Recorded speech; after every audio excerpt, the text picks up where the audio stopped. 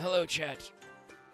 I'm sorry. You're welcome to Fail Portrayal. I sound like a very old man right now because literally just before turning on my microphone for the before times, I sneezed and now all of my bones hurt. No, that's not right. Hold on. See, I can't still talk normally. It's only when I reflexively do that to myself. Live now. That's the words I'm looking for. I'm sending the Discord alert. Hello. Welcome to Fail Portrayal. Currently, I am alone. I do not know if we'll be joined by anybody, anytime, any place. I suspect everyone else is dead. Actually, that's not true. I might have had something suddenly come up.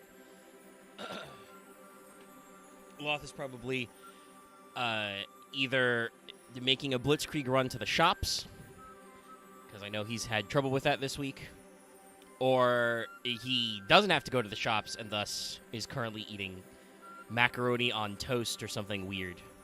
He's eating a Vegemite Pop-Tart. I don't know. What other kind of slander could I say to cause him to cosmically appear because of karma?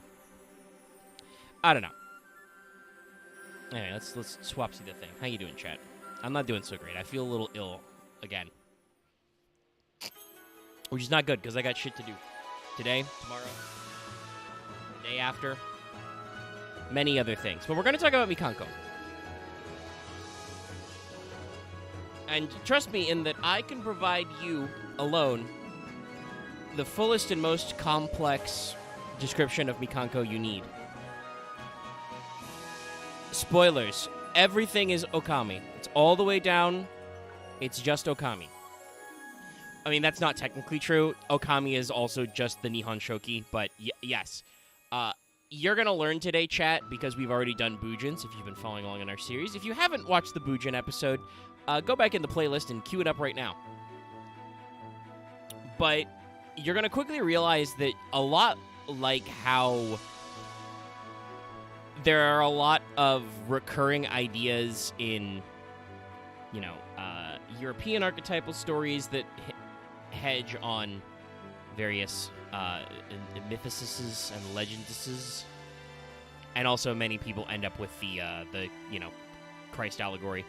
A lot of Japanese stories of a supernatural bent are just like the same, like, four people over and over again. So, before I talk about the lore, because we have, you know, a decent selection here, and the name, because it's... Mikanko is one of those things that they didn't even bother trying to translate, because it's a suitably Japanese name for a suitably Japanese archetype, and there's, like... Sorry, I leaned away to snort. Sometimes I do that in the microphone, and it does come across, and I'm sorry for that, but also my sinuses are dying. As I said, the name is like 4 puns deep. It's crazy. So, just absolutely, like,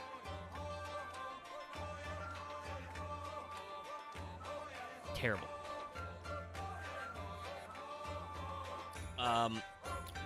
But what the deck actually does is, Mikanko is a ritual deck with an equip sub-theme. Like, they are main deck monsters that go into a couple of ritual monsters, which are designed to pair with equip cards. And they also are all about the battle phase. Specifically, their primary gimmick is reflecting battle damage back at your opponent. Yes, he's just bringing it up. I actually want to argue, and I'll talk about this with our game design. We're just going to do Mikanko tonight, because, like I said, I'm not feeling super well, and my shoulders and joints are still stiff from yesterday, if you were listening to, or watching Power Watch Simulator, though I agree at times it is more like listening, so we're just going to do the one. But, Mikanko is an archetype that I feel like was the prototype for what Tenpai is now. And you may see in the line where Konami may have learned the wrong lessons from people playing Mikanko. Mikanko is absolutely a blind second deck. Like, before Tenpai, it was the... whatchamacallit? It was the ideal, like... whatchamacallit? The blind second deck. Yeah, so sadly, the old Yu-Gi-Oh! Top Deck website, which is, like, not doing anything, has not been updated for any amount of time. Their copyright, by the way, still says it ends in 2022. So the Yu-Gi-Oh! Top Deck site's not protected by copyright anymore. It hasn't updated a year. That means you can just steal them. Just steal their website. So I don't know how many lists they are. I'm pretty sure that Mikanko, unlike Tenpai, which already has tops, it's been like 2 weeks and they have tops. They didn't actually win the most recent YCS, but they're there. They're in force. If you wanna talk about what it is, hey, it turns out that a deck that could easily spam enough monsters to use Jet Synchron to make a level 10 Synchro generic negate, and could go through a secondary level 8 Synchro negate that requires Link monsters, can just turn those 4 monsters that would have made a Boro load into a format Apo. And I'm fairly certain that, assuming that Snake Eyes doesn't get its nose punched anyway on the next ban list, you can probably rejoice, chat, in that Appaloosa will probably go to prison, because she's very complex to play against. But Mikanko is basically a blind going second deck, because it uses a combination of tricks, the primary one being, as I've already mentioned, reflecting battle damage onto your opponent. They also have equip spells, which means they can do things like bounce your opponent's monsters back to get them out of the way, snatch steal your opponent's monsters if they make a big asshole, and as Caesar brought up in chat a second ago when I got started on this diatribe, they make good use of kaijus, because they are a very slim package. They are a ritual deck with 2 ritual monsters, one of which came out later, and 3 main deck monsters, one of which came out later. So it's a very tight package that you can play into all your favorite blind going second stuff. The main thing is that it's not quite as lean a package as Tenpai. Like I said, I think Konami learned good and bad lessons and has basically applied them to Tenpai.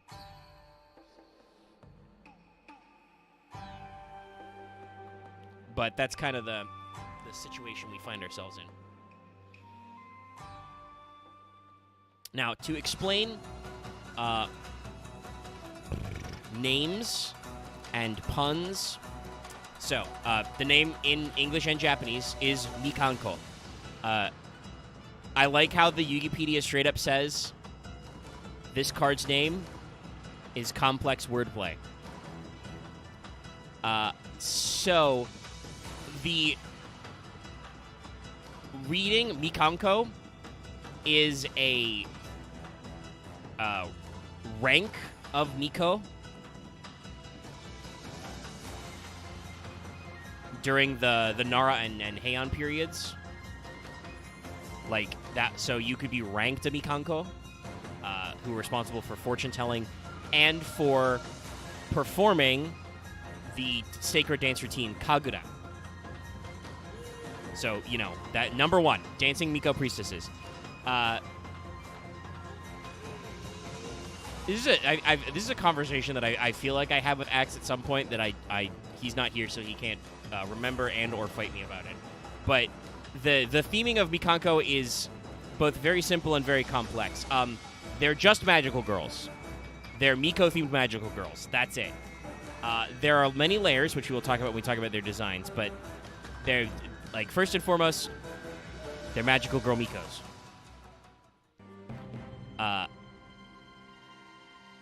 The spelling of the way the name works, is basically a compression of, Mikanoko. So they're talking about a priestess in general.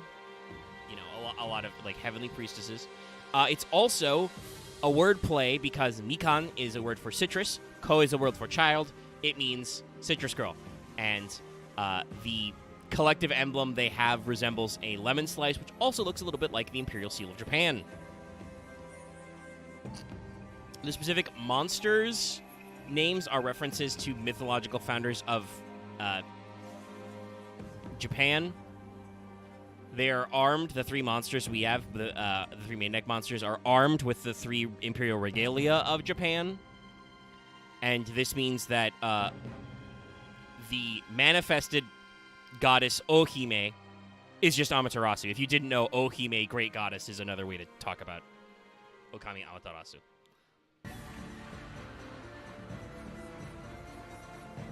And then, like I said, there's a few other specific sub-themes with specific monsters, but there it is. Like, that's it in a nutshell. Hey, guess what?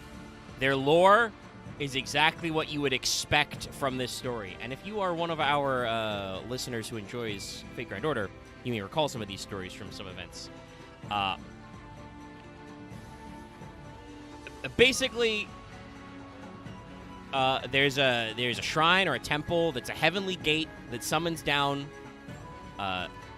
what is called Arahitogami, the living god, inviting a kami to be in your person. So they need Mikos who are super pure and know all the special dance juice to, physically become the embodiment of the kami.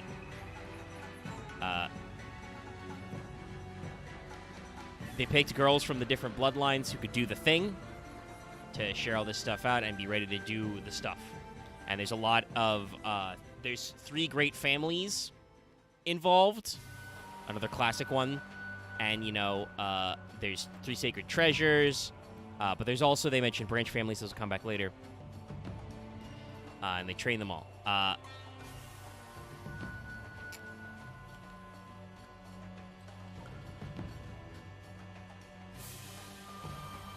So Mikanko. Okay. Hi, Vesper. Yeah, I'm relating the lore. I'm starting a little bit, but I've been slow because I'm feeling slightly sickened once again. My bones hurt. Got that bone hurt juice. Yeah. But yes, the plot of Mikanko very quickly goes the exact way you would expect. We'll see it in the art of the stories, but when they are very small, the little Mikankos are like friends, but when they grow up, they are rivals because they both want to become the best, like no one ever was. And they do elemental-themed dances to do stuff.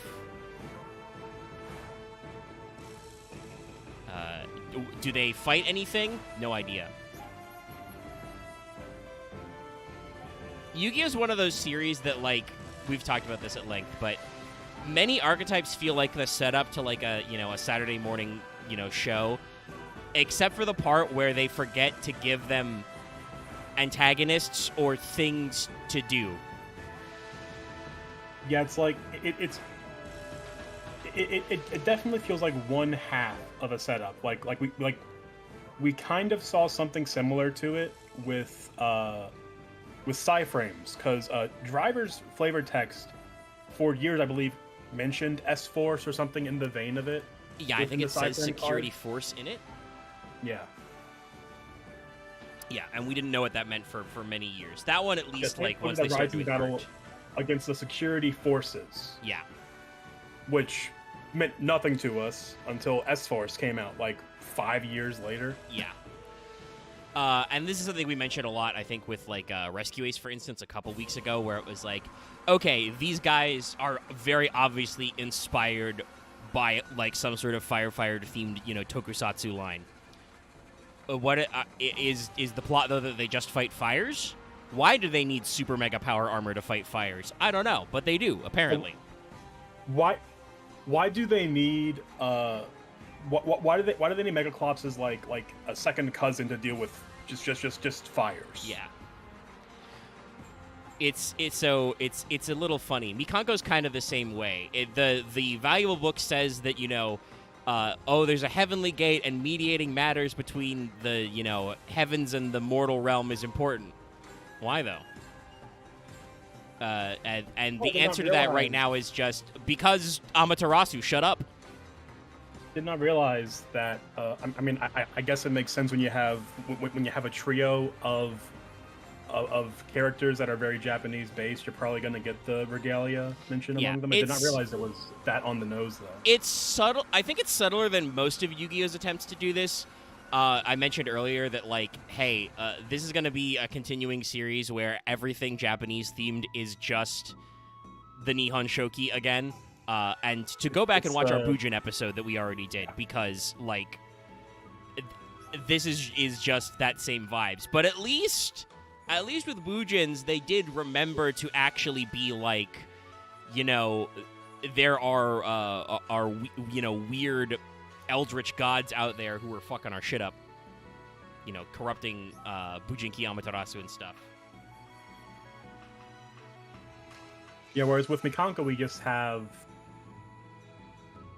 because like we have the three main girls and the two rituals who are they meant to be are they meant to be two of the three? I'm not sure. So Ohime the Manifested is, because I mentioned this earlier, Ohime is just another way of saying Amaterasu, great goddess. That is referred to as the original Miko and the living god they're supposed to represent, so she's kind of like, you know, their founder or the level they're aspiring to. And then Arahime is just... it turns out that Huli shows up and is better, I guess. She can actually, you know, transform into her goddess mode. Be possessed by her spirit animal or something. That probably means that, hypothetically, they could do... whatchamacallit, you know, powered-up forms of the two others. Also, by the way, I'm very shocked because they have actually given this deck some support. In one of the spell trap arts, one of the spell arts, there's very clearly a fourth girl who is purple, who is, like, in the background. And there is kind of like a green blonde girl to the side whose, like, face is in shadow, which is probably supposed to be Huli, but this purple-haired girl is, like, looking fully away from the camera, and just I'm shocked she hasn't come into it at all. Like, she's very clearly dead and or the villain. I mean, if they wanted to do, you know, purple is the one that becomes the dark attribute, because they seem to be going for, like, an attribute thing. The rituals are both lights, but we have a fire, a water, and a wind. Also, there's no earth yet. Yeah, what's gonna happen? The purple girl will become evil, and their red and blue will have to combine their forces to make their own purple or something. I'd appreciate that more than what I got right now, which mostly seems to be just that. I mean, it makes sense. They are called Mikanko. They are, you know, ranked Mikos who perform the Kagura, the sacred dance. They mostly just seem to spend their time dancing. They have a lot of dance-equipped spells. I noticed something a bit odd when I was looking at Mikanko. For some reason, Wikipedia still lists one of the cards as Catfight. Yeah, I don't know if that's like a predictive thing, but and people on the internet are just searching Mikanko Catfight a lot. But yes, that was the translated name of what is translated as Mikanko Rivalry. It's got a name that's just all Japanese, so I don't actually know if it was literally Catfight. Amikurabe. Yeah. That's definitely a phrase that I remember hearing before. That is probably in a similar vein to what we would call a cat fight, I assume. Yes. And catfight is a really good pun because let's start by pulling up some gals. Let's get into it. Let's actually show these guys some card arts. I did mention earlier that I'm fairly certain that Mikanko never actually got serious tops. The deck, I think, is like a prototype of where Konami ended up going with Tenpai. It is a blind second OTK deck that's trying to do something interesting with a lot of protection effects, but what they thought they would do with Mikanko is make it so that you bounce damage back on your opponent, which means it doesn't matter that they built a board of big dudes who can't be destroyed, you just fucking slam into them 40 times and they run out of all their LP, you know?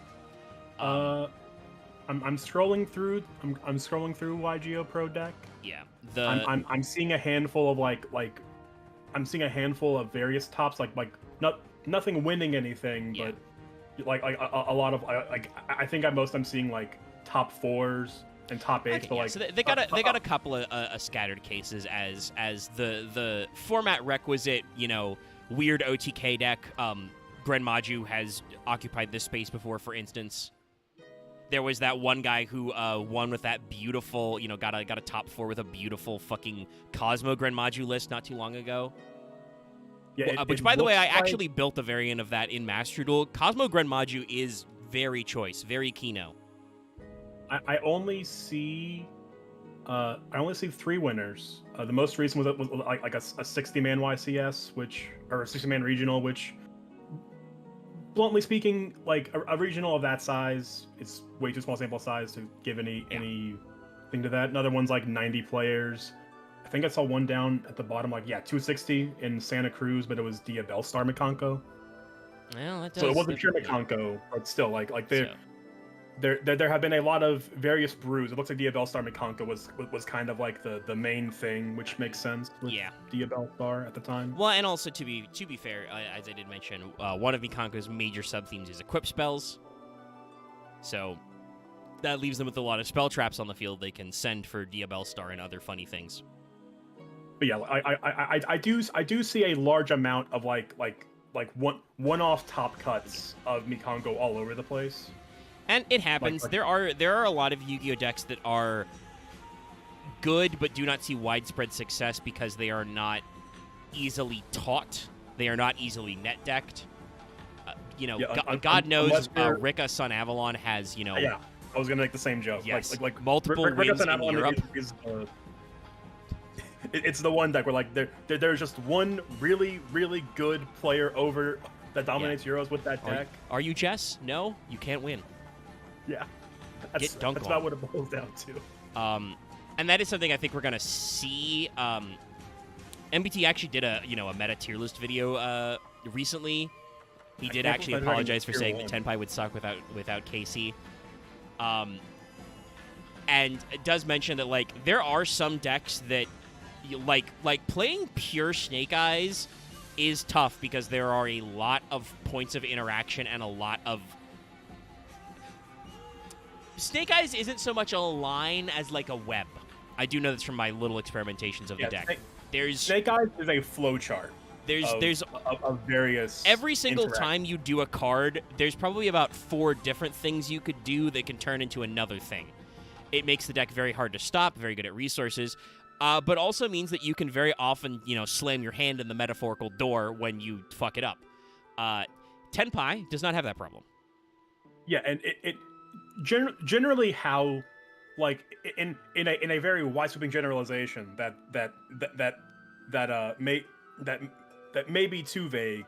The reason you generally see decks like Mikanko and Tenpai, Gren Maju, the reason you see them top get rogue tops a lot is because over the course of a long tourney, Unga Bunga OTK decks can sometimes just get they can just get these good runs going. If your game plan is simple enough and you don't wear yourself out, you can get people who, I don't know, they may be fucking tired from going 3 games deep in Snake Eyes mirror matches or something. You'll catch a guy out who's been playing, Eldritch versus Adamancipator all event, and you're just like, banish Necroface, banish some cards, Gren Maju. He is big. You are dead now. Yeah. Sometimes a simple deck can top a tourney by sheer fact that it is so simple that the player themselves is not using the same amount of brain power as everybody else playing giant DDD spreadsheet decks. Yeah, God knows. We've had her up for a while, but this is our first Mikanko. Hare, the sword Mikanko. Literally translation of her name. Tsugi no Mikanko Hare. The reason why Catfight is a good pun is, as you can see, or maybe you can see now that she's actually blown up, Hare is a rat.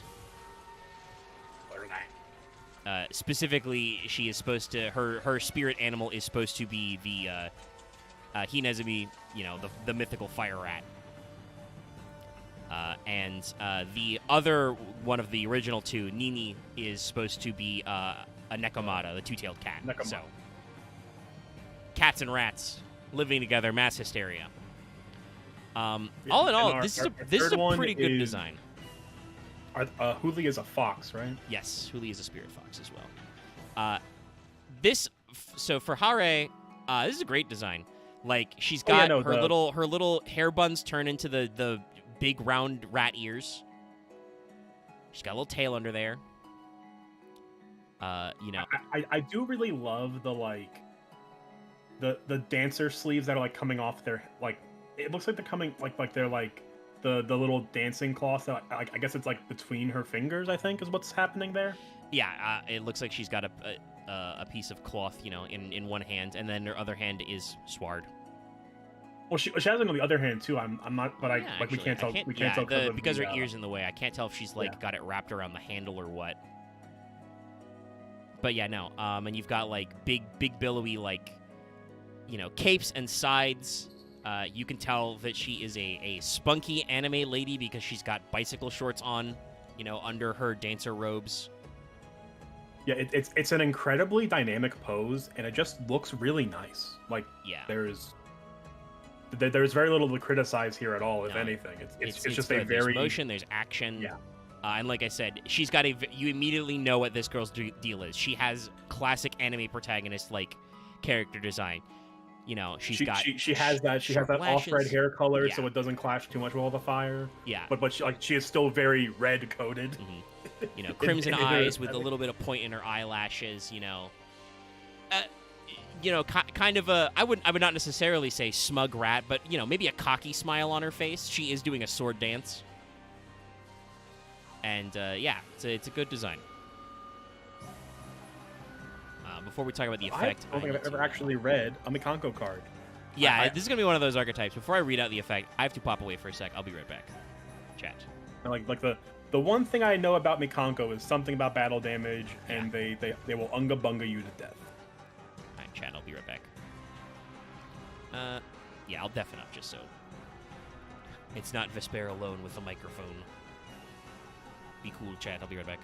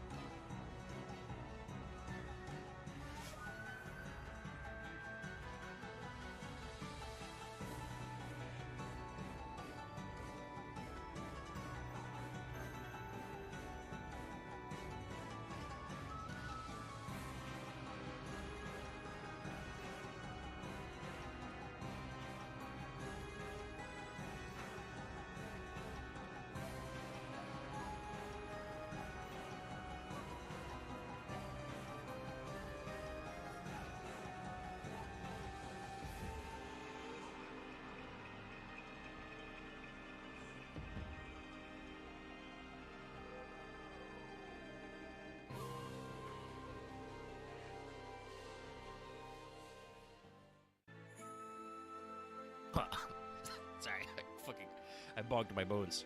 Ugh. Oh.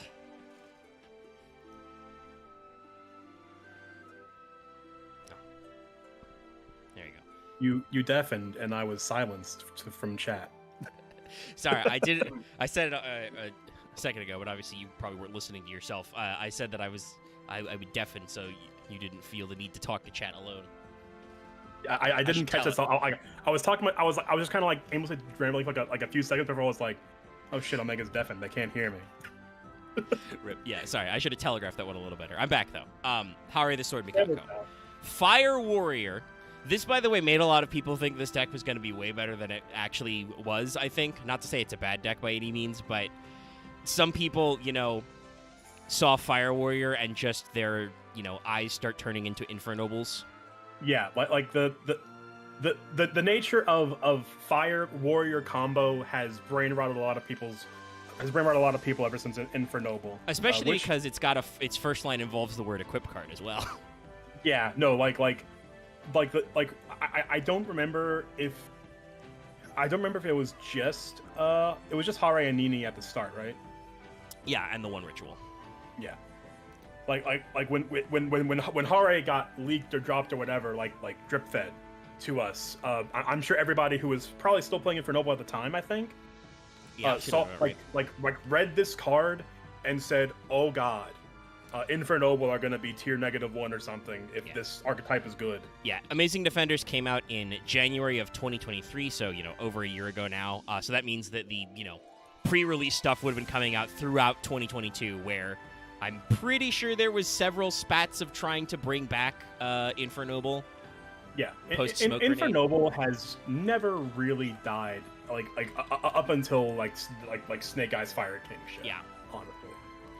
Obviously, it was never as dominant as when they were doing smoke grenade loops, but they have always existed. I think also the other thing that would have absolutely put them in the dumpster is we did finally send Isolde to hell, where she belongs.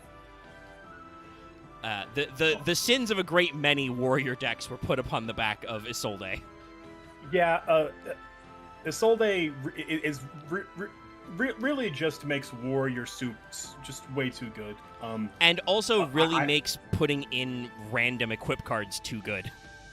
Yeah, I will say it's very funny in replays for Isolde to pitch 8 of the most dog water equip spells ever. Yeah. But it will get old eventually. Isolde pitch 1 or Isolde pitch 4 was just so ubiquitous. But one moment of side tangent as I looked up Infernoble, I'm seeing a top 8 regional of Diabellstar Infernoble Battlin' Boxer. What a goat. What a mad genius. What a magical scientist that person is. To do Fire Warrior.deck. Warrior.deck was not enough. We are just playing the single new Battle and Boxer Uppercutter and King Dempsey along with one spar because it's a free special. But you know what? Go off, King. Yeah, the lengths Yu-Gi-Oh players will go to make a deck work. So Hare is a level 3 Fire Warrior, and she's 0/0. This may bamboozle some of you, but like I said, remember, this is a damage reflection archetype. So first of all, Hare says, if this card is not equipped with an equip card, you take no battle damage from battles involving this card. If this card is equipped with an equip card, it can't be destroyed by battle, and your opponent takes any battle damage you would take from battles involving this card. Oh god, they're all Bloom Divas. Yeah. Oh no. If an equip card becomes equipped to this card, you can add a Mikanko equip spell from your deck to your hand. You can use this effect of Hare once per turn. So, this deck is just first of all, even if your opponent pops your equip spells, you still take no damage if she happens to be just standing out there with 0 attack. If you've got any equip spell... Your opponent has to negate these fuckos to do any damage to you realistically. Which can lead to just stalling out games, because there are going to be times when Yu-Gi-Oh! Boards usually end up tall or wide, you can say. A wide board would summon several different guys to do stuff. A lot of combo spam decks do that. Sometimes you end up with tall decks where you just make one really big, usually unoutable asshole. Super Quants and to bring back to what we mentioned earlier, Boojins. Yeah. Boojins was a very much protect the castle. If you are making that style of deck, you will actually have a hard time just outright punching face on Mikanko, because cards like Hare are just well, you can punch me once, but I don't take any damage, so it does nothing. So you can definitely stall out some games that way. But this kind of sets up a lot of the themes. It reflects damage when equipped with any equip card. If it's not equipped with equip card, you're still free. And then by act of equipping, which can include, Durandal for the funny, you get an extra search. It's just pluses. So honestly, we're starting with a pretty good idea, and I don't know if some of it might just be that people were. I definitely feel like, January 2023, people still would have been the battle phase is dead. Like, I don't think until Tenpai started getting previewed and coming out in the OCG that people realized, wait a minute, Yu-Gi-Oh! Can still make the battle phase matter. Shit. So I don't know if people were just not trying out some of these brews, but it's a good start, and we got a second one. Our second half here, the blue one, Nini, the Mirror Mikanko. I am glancing at a handful of Mikanko, the Mikanko lists that topped. This is a very interesting Mikanko deck where we've just splashed in like 5 fire level 1 tuners because we're playing Diabell Star, we're playing Jet Synchron, we're playing Renaud, and we're playing Courageous Crimson Chevalier Bradamante. Yeah, I mean that has some those Infernal Synchros will have some synergy with equip spells. That's another thing that like Mikanko knew from the start we're a ritual deck, so at no point so far have they attempted to touch the extra. This is both the best and worst place for a Yu-Gi-Oh deck to be, because on the one hand it's best because that means it's like Labyrinth or many other main deck only monsters. Rescue Ace even does this, where it's just like, oh, the extra deck is literally your special sideboard. You can do whatever the fuck you like in there. It's your toolbox of garbage. Yeah, you can literally put anything in there. But it's also the worst because that tends to make decks the most insufferable, because if nothing else, that just means that you go, oh well, time to play Prosby. I don't need this shit. Interestingly enough, looking at this brew, we're not playing Prosby because we are instead playing triple Diviner of the Herald and some Herald of the Arclights in the extra deck. Yeah, so you're just getting free pitches. Herald stuff being very reasonable to pair with rituals. But yeah, so this is our second design, Nini. I would like to mention to everybody, I'm not going to harp on it once again, but Nini's art, whenever she appears, is technically edited because her dancer costume, normally her skirt is like almost completely transparent, and so you can see her underoos, assuming she's not just wearing like a bikini under there or something. She has some sort of underwear which is basically completely visible because of the skirt. So most of the TCG and the Master Duel cuts have like darkened it slightly so you can still see what's going on down there, but it's not like literally see-through. It's not right in your face. Yeah. And Nini, you can see from her visual design, has, a different sub-theme going on. She's very obviously water and also ice. She's got some water mirrors kind of appearing.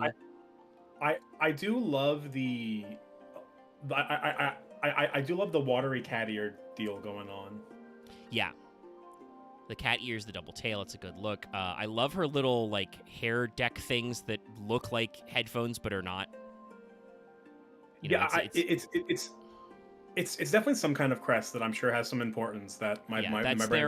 It's their crest icon. It looks kind of like a sliced lemon. Because one of the puns of their name is Mikanko, can just mean citrus girl. I thought Mikan was orange, or is it just generally citrus? Yeah, it's generally citrus. It's usually used for oranges.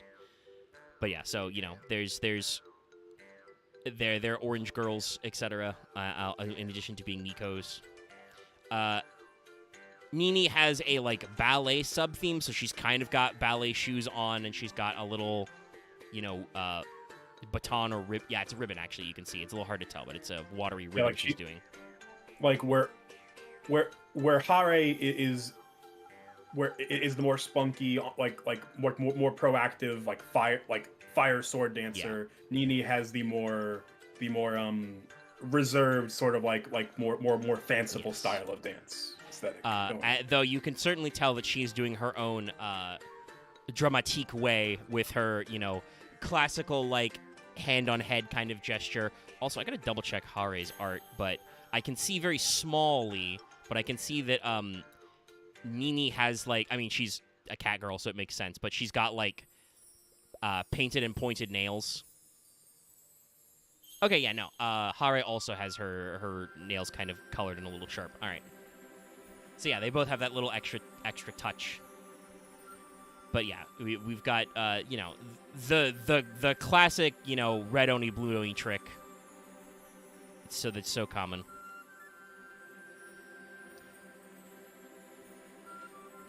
And Nini is a water spellcaster. Level 3 also. So I guess this... actually, no, this reminds me, yes. This was actually a trick that was very common. This was a brew that I think MBT did like a 10-minute testing on. This deck can make rank 3s. There was a version of this deck where you give your opponent Acid Golem. That's very silly. Because it's technically a lock. Just chuck Acid Golem on your opponent's side of the board. Yeah, you make Acid Golem and then do one of the many tricks that exist in Yu-Gi-Oh! To give control of a monster to your opponent. Yeah, well, like we're probably playing some dog shit like Shein Spy or whatnot. Stuff like that. Yeah. If you're lucky, set up like a transversor line first. Yeah. That kind of stuff. So yeah, no. The level 3 is not super relevant, though it does mean that Hare is searchable by Rhoda. But it is one of the many. I probably should call them coping techs that people did. Like when this deck clearly didn't have enough sauce to get on its own in like a pure build, people started doing weird shit that people do in Yu-Gi-Oh! When they try to get out wins, and it included, putting your opponent under an Acid Golem lock. Okay, but Mikanko Goblin, right? I mean, it might work. The level 3 stat line will matter for our third Mikanko lady. If you've noticed what her typing is. It's true. There are a couple of ones in there. But Nini, first of all, has the exact same equip card text mentioned. If she's not equipped, you take no damage. If she is equipped, she can't be destroyed by battle, and your opponent takes the damage.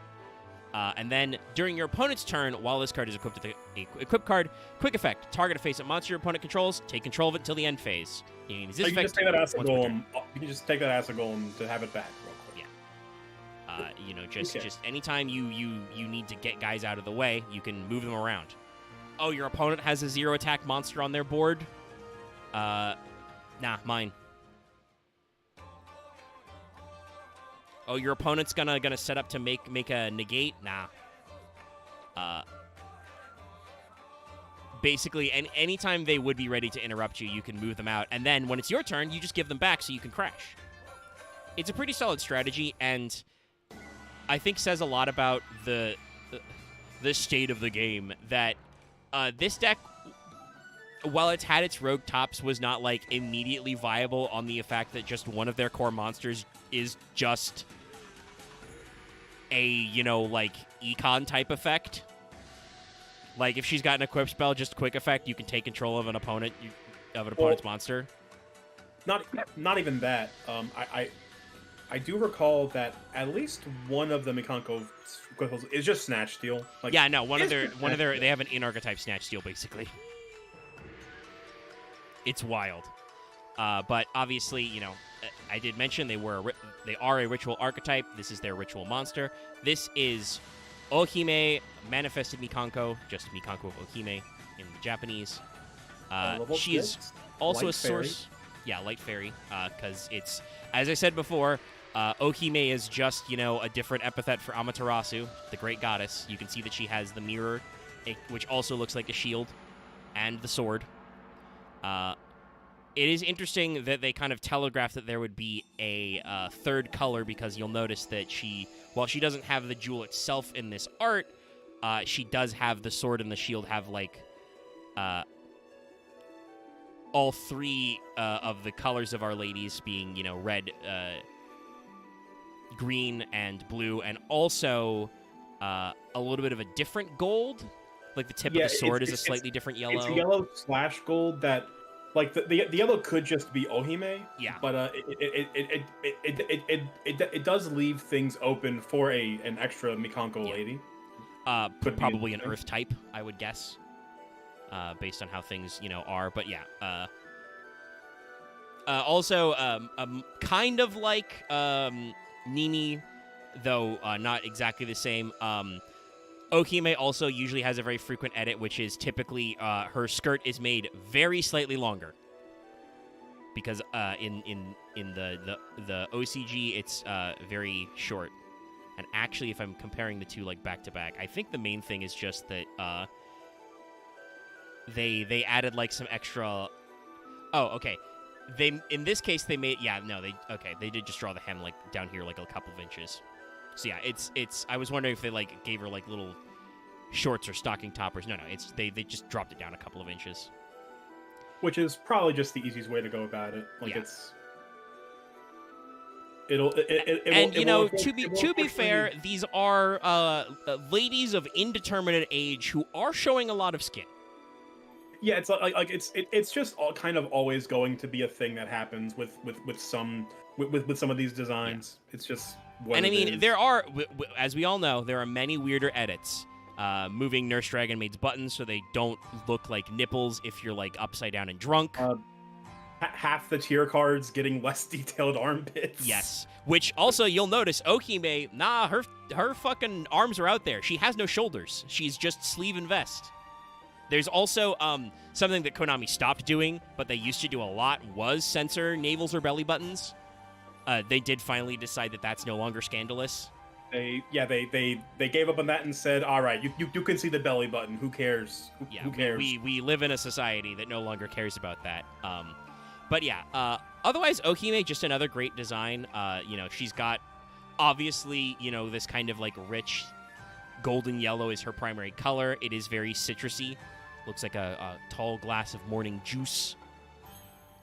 But she's got the regalias. There's also like a sacred tree kind of growing up behind her. It looks like you can see a tiny torii gate in the bottom corner. So yeah, she's just, chilling. And specifically, her animal is supposed to be the sacred rooster. So there is kind of a vague bird-like shape to this aura she's got going on, though it's not perfect. I believe that bird, we will see the design in one of the spell cards. Yeah, there's a statue of it at least one place, and there might be some other mentions. Yeah, the Tokoyo no Naga Nakidori, the long crowing chicken of Tokoyo. Yeah, which certainly means something, I'm sure. I'm pretty sure it's related to Amaterasu in the cave. I opened up the wiki and it took me to the Japanese Wikipedia page, so that's no help to me. Yeah, no. I'm pretty sure based on looking at that, what like art images they're showing, I'm gonna guess that that's probably related to whatever the Japanese version of the myth for why roosters crow at dawn. So it's probably like when she was in the cave, a chicken was like, "Get out of there!" And then she was like, "Fuck you, no!" As I would like to remind you, Amaterasu only left the cave after a striptease was started. Then she sees her own reflection in the mirror and it's like, damn, I look good. That's why the mirror is special. But big chicken. Yeah, and you did say I don't think the jewel is a part of Ohime's design, but we will see that with our other ritual. They don't actually show the jewel, but they are alluding to the third color in this, and technically a fourth color. But yeah, they're setting up for there being more members than just Team 1 and Team 2. Again, very very typical anime type setup stuff. Like you can imagine that. I'm going to assume probably Hare, because she's red, is the protagonist. You can imagine her running to school with a piece of toast in her mouth, explaining that she comes from a long line of sacred Mikos, and, being contacted by Ohime as, like, your super special ancestor. Ohime is our Hagrid taking us off to Mikanko school. But she's a level 6 fairy light ritual. Level 6, good. Which I believe Herald can send any fairy, right? I believe so, yeah. Yeah, from deck or extra deck. So if it ever comes up, you can't just pitch an Ohime or Arahime straight into the dumpster if that's you so choose. The 6 line also works very well if you wanted to include certain Herald packages as well, because the levels line up. I don't actually imagine people were running like a lot of Herald engines, or even being a 6. There's a lot of room you could do with some Ben 10 lines. I don't know if people really tried that.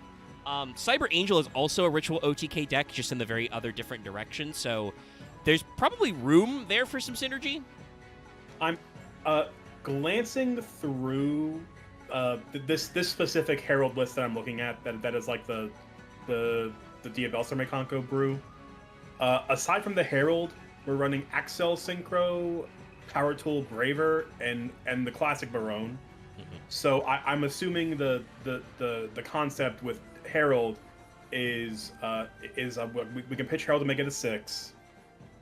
But I don't see any 4s here. But a 3 would make Braver. So Herald and Amy Konko make Braver. And worst case scenario, like we can pitch like Ohime into some nonsense to probably make Barone or whatnot. But either way, and Ohime is also 0/0. Keeping the stat line. You can ritual summon this with Mikanko Kagura. We'll talk about that one soon. Ohime can't be destroyed by battle, and your opponent takes any battle damage you would take from battles involving this card. So the ritual form doesn't need the equip spell to do the reflection. And then you can use each of the following effects once per turn. First, you can reveal this card in your hand, add a Mikanko from your deck, except Ohime, then discard a card.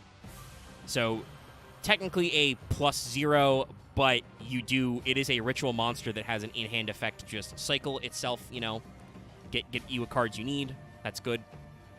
And then quick effect, you can target an equip spell in your graveyard, equip it to one appropriate monster on the field. Note that says which on the field. Can just quick effect Snatch Steal. Yeah. Who cares? No, we're in such a state. I mean, I think it's because Isolde is banned. Can you imagine this deck like just, Hare plus any free... Actually, is Isolde even... Does Isolde require 2 warriors? I believe Isolde is 2 warriors. Okay. So yeah, Hare plus any warrior free special summon. You can then yeet Snatch Steal to the graveyard, and then all you have to do to make it work is just figure out a way to summon Ohime. I mean, in theory, that is just Hare Renaud, because Renaud is a Control Fire Warrior monster. Yeah, no. Just shit this guy out. Yeah, no, like, that is obviously not an ideal line because it is telegraphed as hell. Your opponent will see it coming a mile away. But, one of the many reasons why Isolde prison. 10,000 years prison. I want to say that as arguably, like, the big scary boss of this archetype originally, I do kind of feel like Ohime is a little lackluster. Obviously, I think they're trying to sell this deck on its equip spells, but this definitely doesn't say this ends the game to me.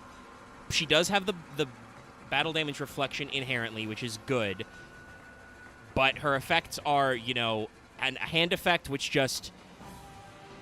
In the era we live in now in Yu-Gi-Oh!, ritual monsters need either in-hand or in-graveyard effects, basically, to be good. Or somehow be, like, so searchable and easy to summon that it doesn't matter. But, like, we've reached a point where ritual monsters need secondary utility. I've seen why Ohime is not the one that jumps out at you. The ritual spell is... I would say kind of counterintuitive to the strategy, but still can be very impactful for going for game. All right, I see. Yeah, that's probably good. Well, we've only got 2 more monsters, so we'll just slam through Huli's line really quick because they came out later. But yeah, it definitely makes me wonder if like Konami maybe planned a bigger one. Like, again, talking about like what it seems like the plot of this story is. Presumably, either Hare or Nini is going to, like, become, the living kami kind of story they talk about and, like, absorb the great goddess themselves. That could be, like, alternate forms or, the very obvious solution. They have to team up together. That could be, like, go for maybe, like, either another 6 or a 9 ritual. But this is not quite to game closer level. But... we do have a couple more monsters in the package. Yeah, like Ohime by herself may not be game closing, but the fact that she can grab any equip spell in the graveyard, like we're not locked into Yeah. Mikanko equip spells. It's any random equip spell bullshit you were playing in your deck. Who cares? Just plop it on your opponent's turn. I will say that having reminded myself what Hooli's type is, I'm thinking to myself like, wait, what is if we do make the fourth one or the purple one is like the bad? What are their types gonna be? Because Hooli here is a level 3 psychic wind, a wind psychic. God, I know, so adventurous. In case you can tell from her name and vibe, she's a fox. Don't actually play Itali in this deck, but it's definitely an option if you want to jump scare people. Yeah.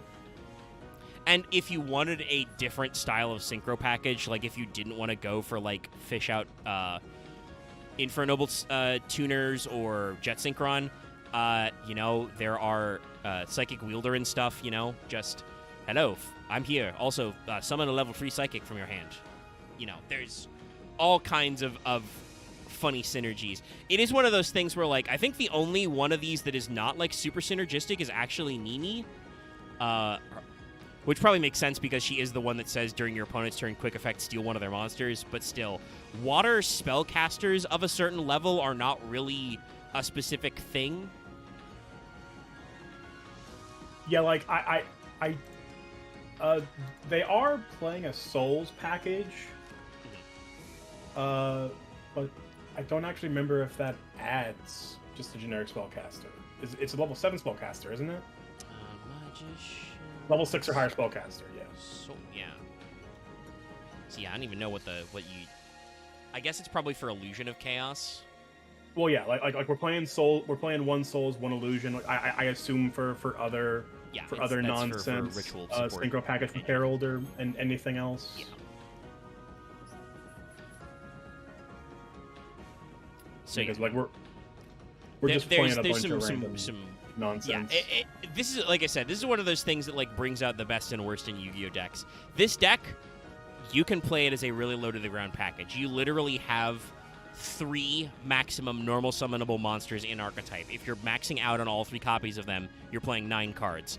You're probably not playing 3 copies each of Ohime and Arahime because they are ritual monsters. You don't want to brick. So you've got debatable ratios there.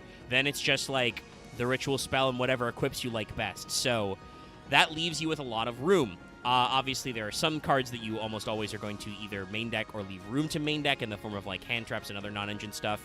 This deck has a lot of blind going second, so that's plenty of room for hand traps and also, your imperms, maybe your Nibiru. Because, hey, if your opponent makes a really huge Nibiru token, that's good for you. Looking at it, I don't see any real brews playing Arahime at all. Interesting. Well, we'll read her in a sec, so we'll see. It's just 3 be that she's Ohime. It's 3 Ohime and any other ratio of Hare, Hooli, and Nini to your flavor.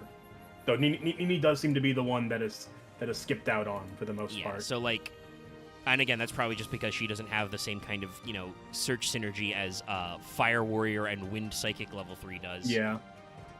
Like the most I'm seeing is like we splashed into one Nini if we're feeling a little daring. Yeah. So it's an odd position to be in where, like, honestly, if Konami's out there, if they're listening for decks that need support, you probably need to not drip feed this. You need to actually like do a whole ass second wave of this deck, maybe even over the course of a couple of core packs, but like they don't really need new equipped cards, though technically Hooli does only have like one themed dance. The other girls have 2 each. You probably need to invent a 4th main deck monster and maybe another superior ritual monster. Yeah, no. Mikanko players are so down bad, they are playing Ahsoka Pillar in some of their brews. Do you guys want to know what Ahsoka Pillar does? Yeah, we're coping. It is a level 3 Earth Rock monster with 0 attack, 2200 defense. If this card is summoned, add a crystal from your deck to your hand. Then this card is in attack position, change it to defense position. You can only use this once per turn. If this card is destroyed by battle or card effect, take 2000 damage. Yeah, we're coping. We're really coping. You guys might recognize that card from 5Ds, where it was played in like a one-off duel of Yusei playing this really shitty Upart deck is what they called it. Like your out of place artifact kind of nonsense. The Crystal Skull Ahsoka Pillar nonsense.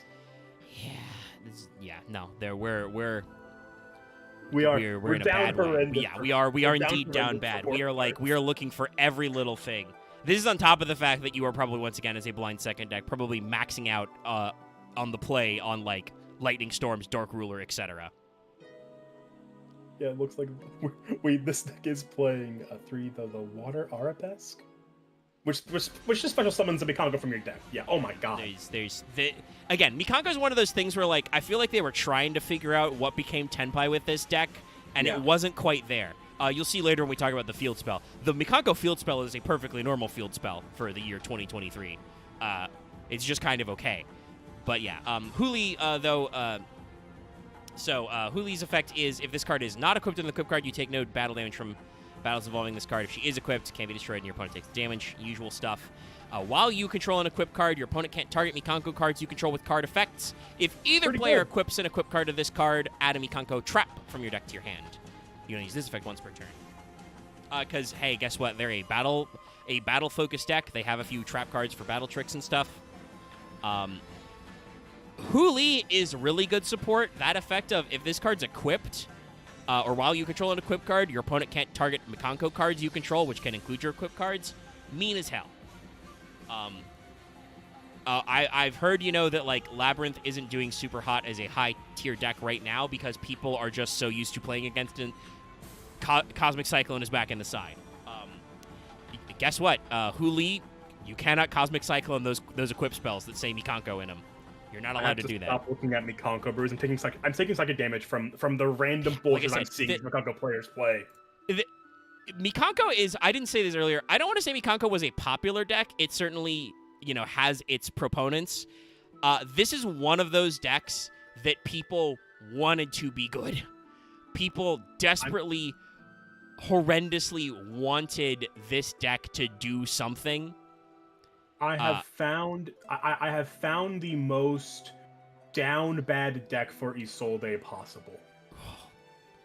But we are playing Gen the Diamond Tiger and Ken the Warrior Dragon. That's right. As a warrior package to Turbo Out Isolde. The fucking on top of Fire Flint Lady, Renau, and Neospace Connector and Aqua Dolphin and Red Layer.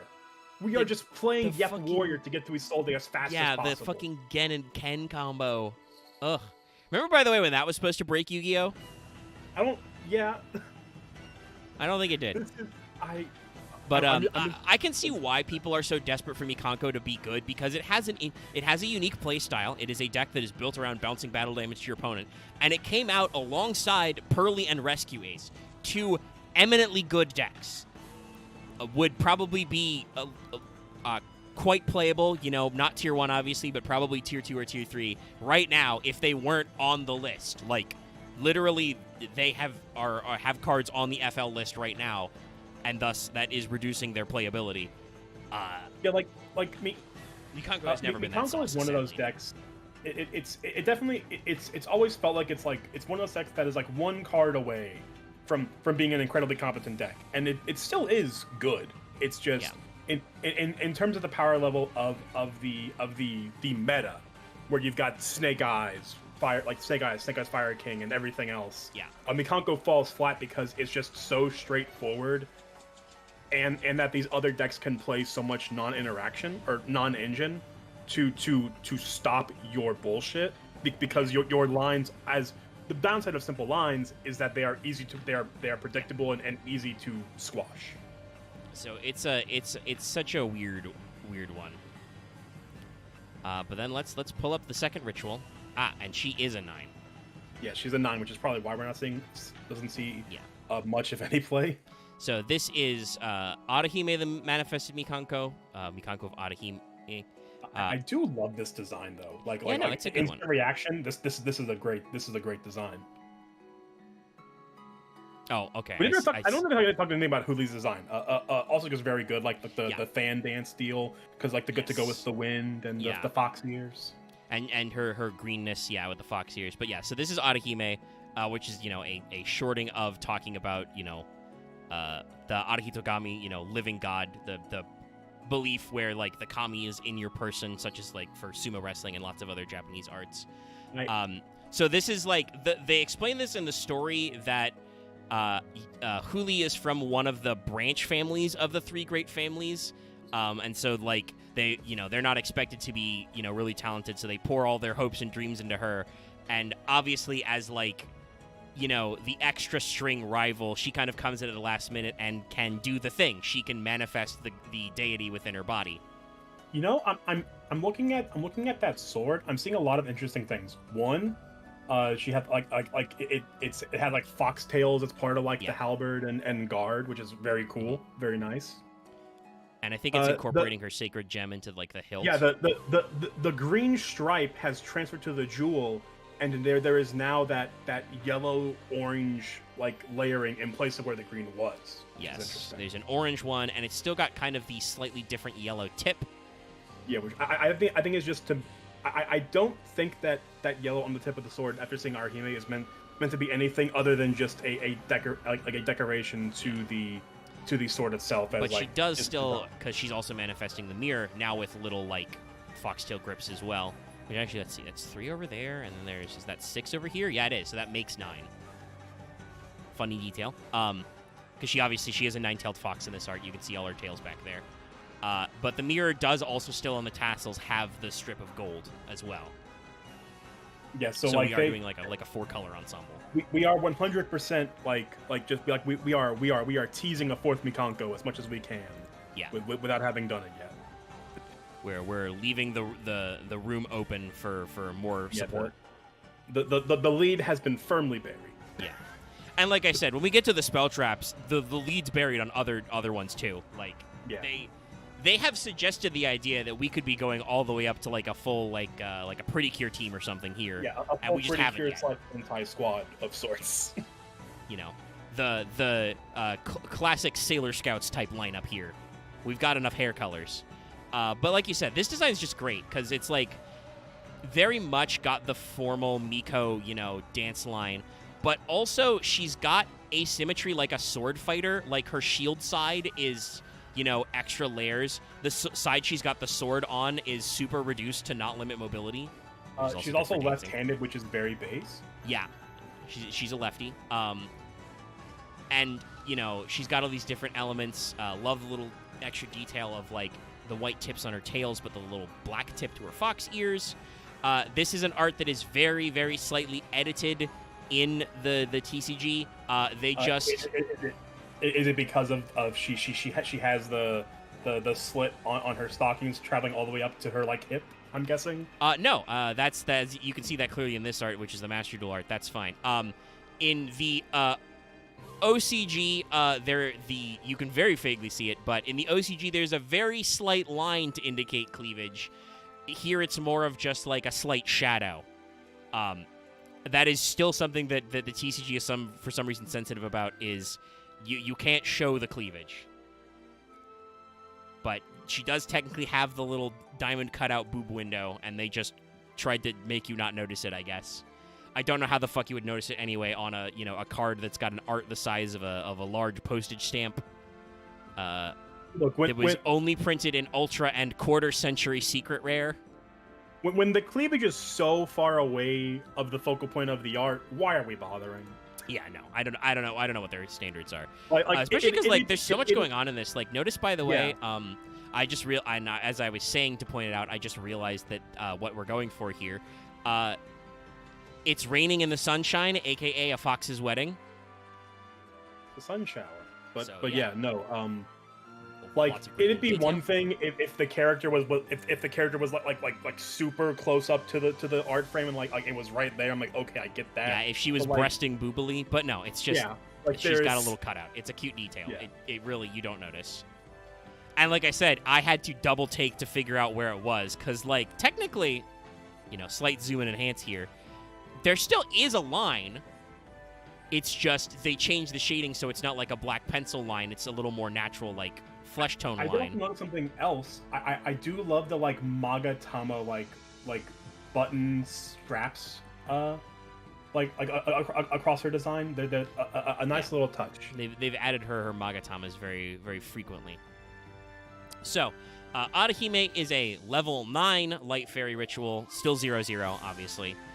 You can ritual summon her with Kagura, much like Ohime. She just blanket has the effect that she can't be destroyed by battle and your opponent takes battle damage.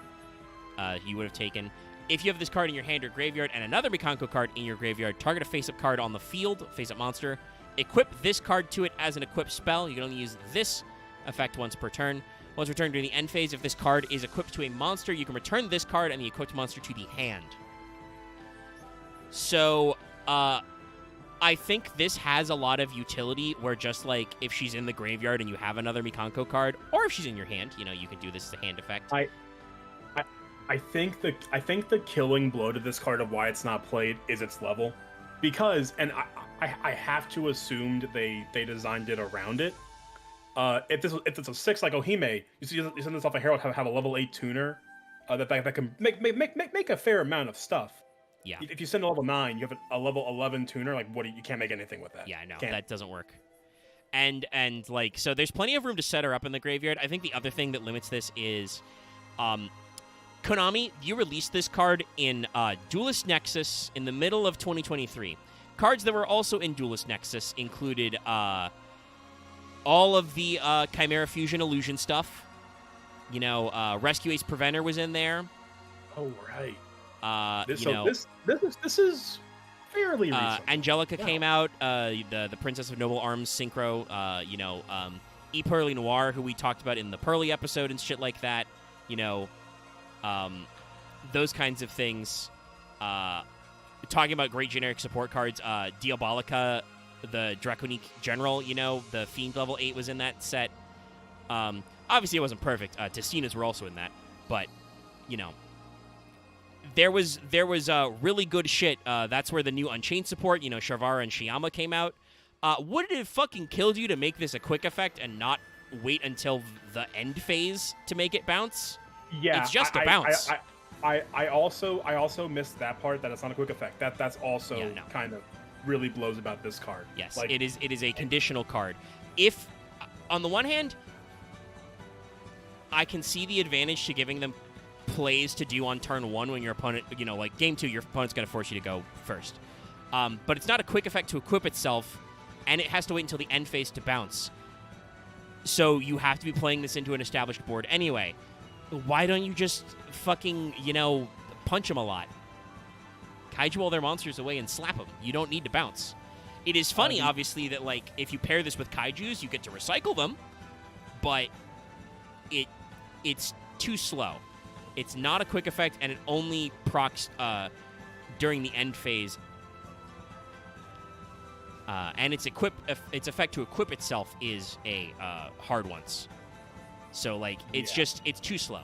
It's a shame to see a card that looks this cool be kind of relegated to this position, but it is...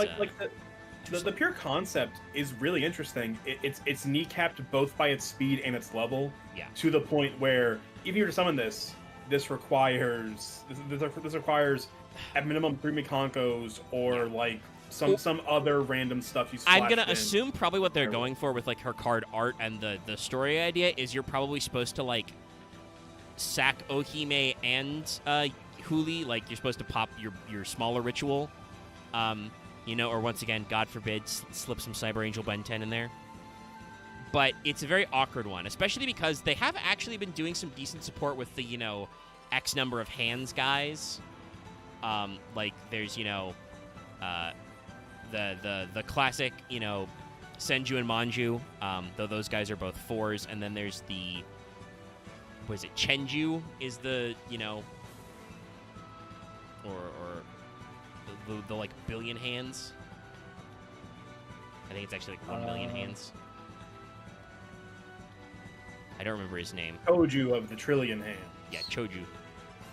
Which is level 5. Add a ritual monster and ritual spell card from your deck. Yeah, so like that's good in some decks, but he is also, he's a 5. No, he's a 6. Okay, that works. That guy works. But the other guys are like 4s. 9's a very... In Yu-Gi-Oh! In general, 9 is an awkward level. Yeah, and if like for this to be a 9, that like at the very least that final effect needs to be quick effect. Like for this being a 9. There's no one other than like doing the classic ritual move of playing multiples so you can tribute the ritual monster to summon another copy of itself, basically. This is minimum going to be 2 monsters because it's a 9. There's no good generic 9s you're running to make this fuel, so you are having to play a ritual spell and sack at least 2 monsters. Like, Okime having a hand effect, you may actually, like you said, a lot of decks are playing 3 of her. You might actually be able to bin, an Okime for an Okime. You might be able to bin one Ben 10 for an Okime. Very funny. You could use the level 9 Light Fairy Spirit monster Amaterasu to summon Arahime. I mean, that's very funny, but you're not gonna do that. You won't. Like why the hell are you playing? Especially because guess what? If you wanted to mix spirits and rituals, there's already a very funny deck for that. Shino Baron. Oh, okay.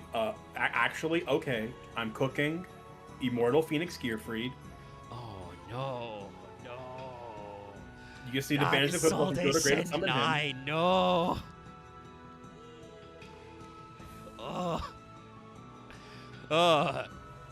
What a dark and twisted mind the realm of a down bad Mikanko player is. We are producing the most heinous brews. It's a fire fiend, but yeah, no, like there is a non-zero amount of level 9s that in theory you could splash in, but like I realistically, like looking at all these level 9s, I think the only one that I would see people trying is Immortal Phoenix Gearfried. Everything else is like fucking Dark Sage, Moisture Creature, like the True Kings, I guess. Yeah, you're just and you can't even True King because you're all different attributes. Yeah, and not worms, right? Yeah, no, you don't get the extra effect for sure because you're not worms, but also you can't even like. I mean, you can make Agni Mazud, but then you have to have drawn 2 Hare and destroy them. It's not okay. There's also Triads, but again, like you have 2 options: Triads or Immortal Phoenix Gearfried, and I don't think either of those are going to outright break Mikanko.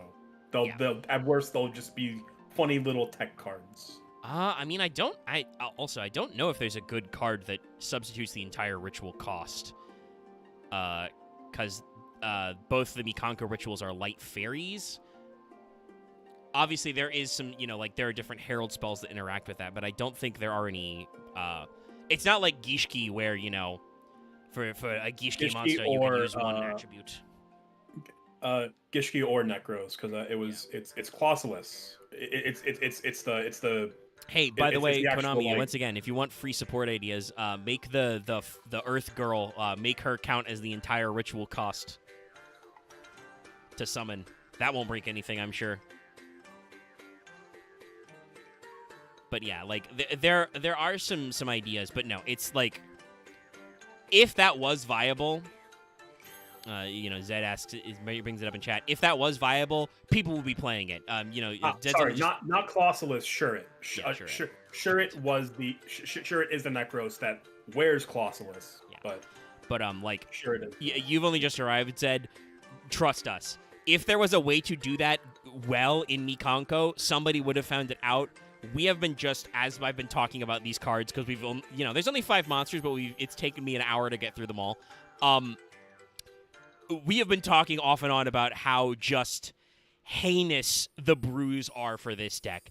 People have tried every harebrained scheme there is to make Mikanko work, some of which have actually worked. They do have some scattered tops, but like... Yeah, like, to wacky shit. To give a concept, that Ahsoka Pillar Mikanko brew got a top 8. Like it was a 100-player regional. It got top 8 playing 3 Ahsoka Pillar. Yeah, like, on the one hand, yes, that means that this deck probably doesn't need a lot of support to actually be good. On the other hand, like, we are doing all the weirdest shit. So this is the card art for what was also our thumbnail, the ritual spell, Mikanko Kagura, Mikanko Sacred Dance. It just shows, presumably, our magical girl type transformation as the, Hare and Nini, actually transform into their elemental dancer forms. Yeah, they're embodying their full elements. Yeah. summoning their spirit animals. So this is a ritual spell that says, 1, this card can be used to ritual summon any Mikango ritual monster. Good future-proofing. Makes me assume that they probably knew Arahime was going to exist already, even though it did take her, 6 months to come out. You must also tribute... That's actually the case with these, where, they always have extra cards in mind with these deck build pack archetypes. So they plan, a little in advance. You must also tribute monsters from your hand or field whose levels equal or exceed the ritual monster you're going to summon. Thank God it says equal or exceed. Yeah, no, they it's not, the most loose, because it's not there's no banishment element or anything like that, but for a perfectly normal ritual spell, which is in archetype, so it's eminently searchable, though sadly, because I think the way the naming works is because it does not name a specific monster, you can't. You can prep it, but you cannot pre-prep because it does not list a Mikango name. Yeah. Like a monster. It just says any Mikango monster. So it's not, perfect, but they're doing pretty good. And then you apply the following effect. You can't prep Arahime because it's level 9 as well. That's... no wonder no one plays Arahime. Yeah, it's 7 or lower for prep. Like I said, I think she'd be playable if her effects were quick effects, but they're not, so... you have to do this graveyard setup thing and send her back, and... The actual increased stat line doesn't do anything because all your monsters are 0/0 and bounce back battle damage. Yeah. There's no gain in effect-wise to go there. But Mikango Kagura says you can destroy cards your opponent controls up to the number of equipped spells with different names in your graveyard, and if you do, inflict 1,000 damage for each card destroyed. So basically this means that when you're summoning, your ritual spell is a board breaker, and it burns your opponent. It's mildly counterintuitive because Mikango wants to beat their own head into your opponent's monsters, but also wiping their board and doing 3-4k damage is by no means bad. And depending on what their setup is, you can just target all their, little guys. I should note, by the way, this is not a targeting destruction. It says destroy cards your opponent controls up to the number of equipped spells, so it's non-targeting destruction with a number cap. Very funny form of removal. But you could absolutely use this to just either bait out negation, because it's a separate effect that you apply after summoning. Actually, I don't even know the timing. That might, fuck around some stuff because it's a condition. Then you can apply the following effect. So the ritual summon will resolve, and then it'll proc. Yeah, so it shouldn't miss timing. It'll just be a separate chain that will then start. It'll just start its own chain. So yeah, that you could pick off back row, obviously, field spells, etc., and then pick off your opponent's little monsters that you don't need, aren't going to give you battle damage anyway to blast and burn. And so it's got room, and it definitely makes some better wiggle room for that OTK push. Because, if your opponent has a 3k guy, and then, you blow up a couple of their back row, you shave off, 2 or 3k damage, that's, pretty good. You've done half their life points already. Makes it a lot easier to get that finishing clinch.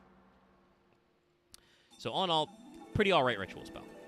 Yeah, in terms of just pure power, Kagura is definitely a very strong ritual spell. I wouldn't. It's no Necros Kaleidoscope of just who cares? Just an extra deck monster for cost for ritual summon. Yeah. Send Alios the size of armor for Valkyris and Colossalus. Who cares? But a board breaker and burn card tied into a ritual spell is exactly what Mikango really wants. Yeah. So that's what matters. Yeah, it's your ritual spell could be depending on how many fucking equip spells you've been binning, could be a Raigeki, or a lightning storm. It's as much destruction as you may need. Imagine within the format. That would definitely make, bin 9 for Immortal Phoenix Phoenix Gearfried much more effective. Because that means you get up to pop 9. You literally, unless your opponent's cards are immune to destruction, they will go away. I guess it's an STK if we want to be technical, but it might as well be an FTK in that sense. Yeah, no, it's that's so much damage you can do. So yeah, it is absolutely what the deck needs and a sign of very good game design. What's not really that impressive, I mentioned earlier, is their field spell. It's a cool looking art. This is supposed to be the gateway to the heavens. Also, hey, you want to talk about our favorite motifs here? Notice how we've got extra color ribbons I do also want to say one thing before we get on the color ribbons. I like that the stairways are definitely just orange slices. Yeah, no, the fact that the stairway becomes the kind of like orange slice seal, very good. But let me zoom in a little to see about the color correction here. But you missed us discussing the monsters and pulling our hair out at seeing just the most heinous brews that people were topping with in Mikanko. So I'm pretty sure, based on our coloration here, that I think that the ribbon that looks purple is supposed to be the blue one. Yeah, it's definitely purple, but I think the idea I think it's just it's one of those weird optical illusion nonsense where because it's surrounded by all these other brighter colors, the blue looks definitely more a separate ribbon that is orange and is like a pale yellow. Yeah. So like, there's some flexibility here. By the way, great backdrop. You've got like feathers, golden falling. You've got mountains falling. Yeah, petals. Is it supposed to also be another fox wedding? Is that rain or is that just I can't I think it is rain. Because it's like streaks. So I think it's another sun shower. So it's raindrops falling. You've got the mountains in the back. The literal skies parting. Like lots of extra detail. I mean, like it's just like a very pleasant aesthetic, and we also have not Mount Fuji in the background. I assume. So this is the Heavenly Gate of the Mikanko. Our big field spell. Yeah. It says, while you control a monster that's equipped with an equip card, all monsters your opponent controls that can attack must attack monsters equipped with equip cards. Always just have Battle Mania on the board. Yeah, just channel your attacking if they can attack. If your Mikanko monster battles, your opponent can't activate cards or effects to the end of the damage step. All your Mikankos become Armades. And at the end of the damage step, if your Mikanko attacked, you can send an equip card you control to the graveyard. It can make another attack on a monster in a row. So kind of pushing for OTK. The primary problem with this is while these are all good effects on a field spell, they're just kind of a win more effect. Forcing your opponent to Battle Mania is good if you're going first, but what if your opponent just blows up your board? Do not see a once per turn on this card. Yeah, no. That is the primary thing here is, like, if you get one Mikanko who's got 5 equip spells equipped, you can just keep sending them and she can keep attacking. That's the OTK right there. You just keep going. Yeah, like jam acid golem onto your opponent's side of the board. Hell, fucking like you said with Kaiju, fucking hand them Jizukiru or something. Whatever Kaiju works best for your searchability. There is definitely level 9 Kaiju. I believe it is Mecha Ghidorah. Oh yeah, Thunder King. Yeah, Thunderstrike. Yeah, Thunder King. Yeah, that guy's also like 33. Because Mikanko does usually use Kaijus as a way to like force your opponent to have attack position monsters and also removal. Yeah, but Mikanko doesn't actually care if the Kaiju is small. Yeah, it doesn't really care that much if it's small because it can just attack 5 times anyways. Who cares? So, like, I will say, though, that the problem with this, like I said, is if you're in a position where you can stick 5 equip spells on a Mikanko, or even just, like, 2 or 3 to get extra attacks, you're probably already in a position where you could force the OTK. Like I said, it feels kind of like a win more. It's still really good. It's just... Again, I've kind of said that I feel like Mikanko's kind of a predecessor in the game design space to where Tenpai ended up. Compare the Tenpai field spell, which is just, fuck you, you're unaffected during the main phase, to this, and you're like, well, the Armades effect is good. That's cute, Did you look at the Kaijus? Jizukiru and Thunder King are both 3,300. So it's your flavor of bullshit. Do you want the Light Machine or the Light Thunder? Yeah, they're 9 and 10, so... if you just want an immersion material, worst case scenario, you can do that. Won't matter because you don't have to equal levels, which is just. I'm so glad that ritual spells can just equal or exceed. Yeah. It sucks so much ass. That every so often we'll end up with a ritual spell, even today, that has to exactly equal. It's just such a headache. Yeah, Konami does that sometimes. I think they want it to be a balancing factor, it's usually too restrictive. Yeah. But yeah, so the field spell is good.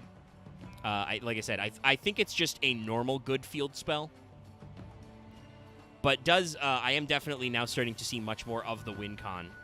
Like, the fact especially that Ohime doesn't need an equipped spell to do the battle reflection makes her work much better with the field spell.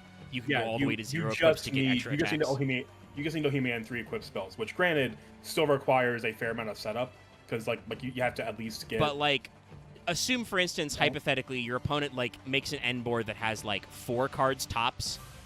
You know, if they have Barone on the board or whatever, like they have a negate, you just go, you're tributed, Jizikiru. You know, you put a 3k guy on the board, Doggeran, whatever.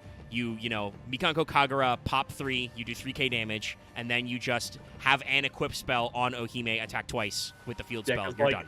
Like we're assuming you've summoned Hare, so you have at least 1 extra equip spell. You like realistically, you just need you need. The main problem is just getting enough, having enough gas in hand, and also having enough equip spells in the grave. But it's still very doable. Yeah. Especially because like Ohime even helps you with the setup, because Ohime is just reveal, add a Mikanko, discard any 1 card. So like it all has that engine. Nothing about the lines are so obtuse that like that I would say they're unplayable.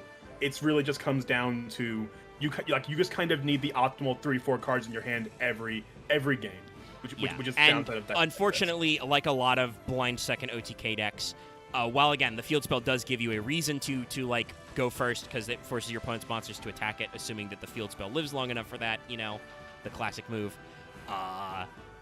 You normally just die going first. I mean, you don't necessarily die because your monsters are protected from damage and stuff and can be protected from battle, but it's still one of those cases where, like, well, you just got to hope your opponent can't dismantle your board, because all you can do is just make a Miko and put her out there and be like, you have to attack me, I guess? You know.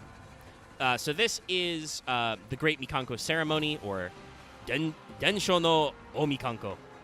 You know, the Great Mikanko of legend. This is a very important card art for plot, yes. Big Chicken. Also, this is the first meeting between Hare and Nini. They are immediately friends. Look at how adorable they are. But also, notice the trainees, who are all color-coded. There's the purple one. Again, like, interesting that, like, we're pretty positive that the sash on the field spell is supposed to be blue, but there is a purple girl. Yeah. And there also is the yellow and yellow and orange girl.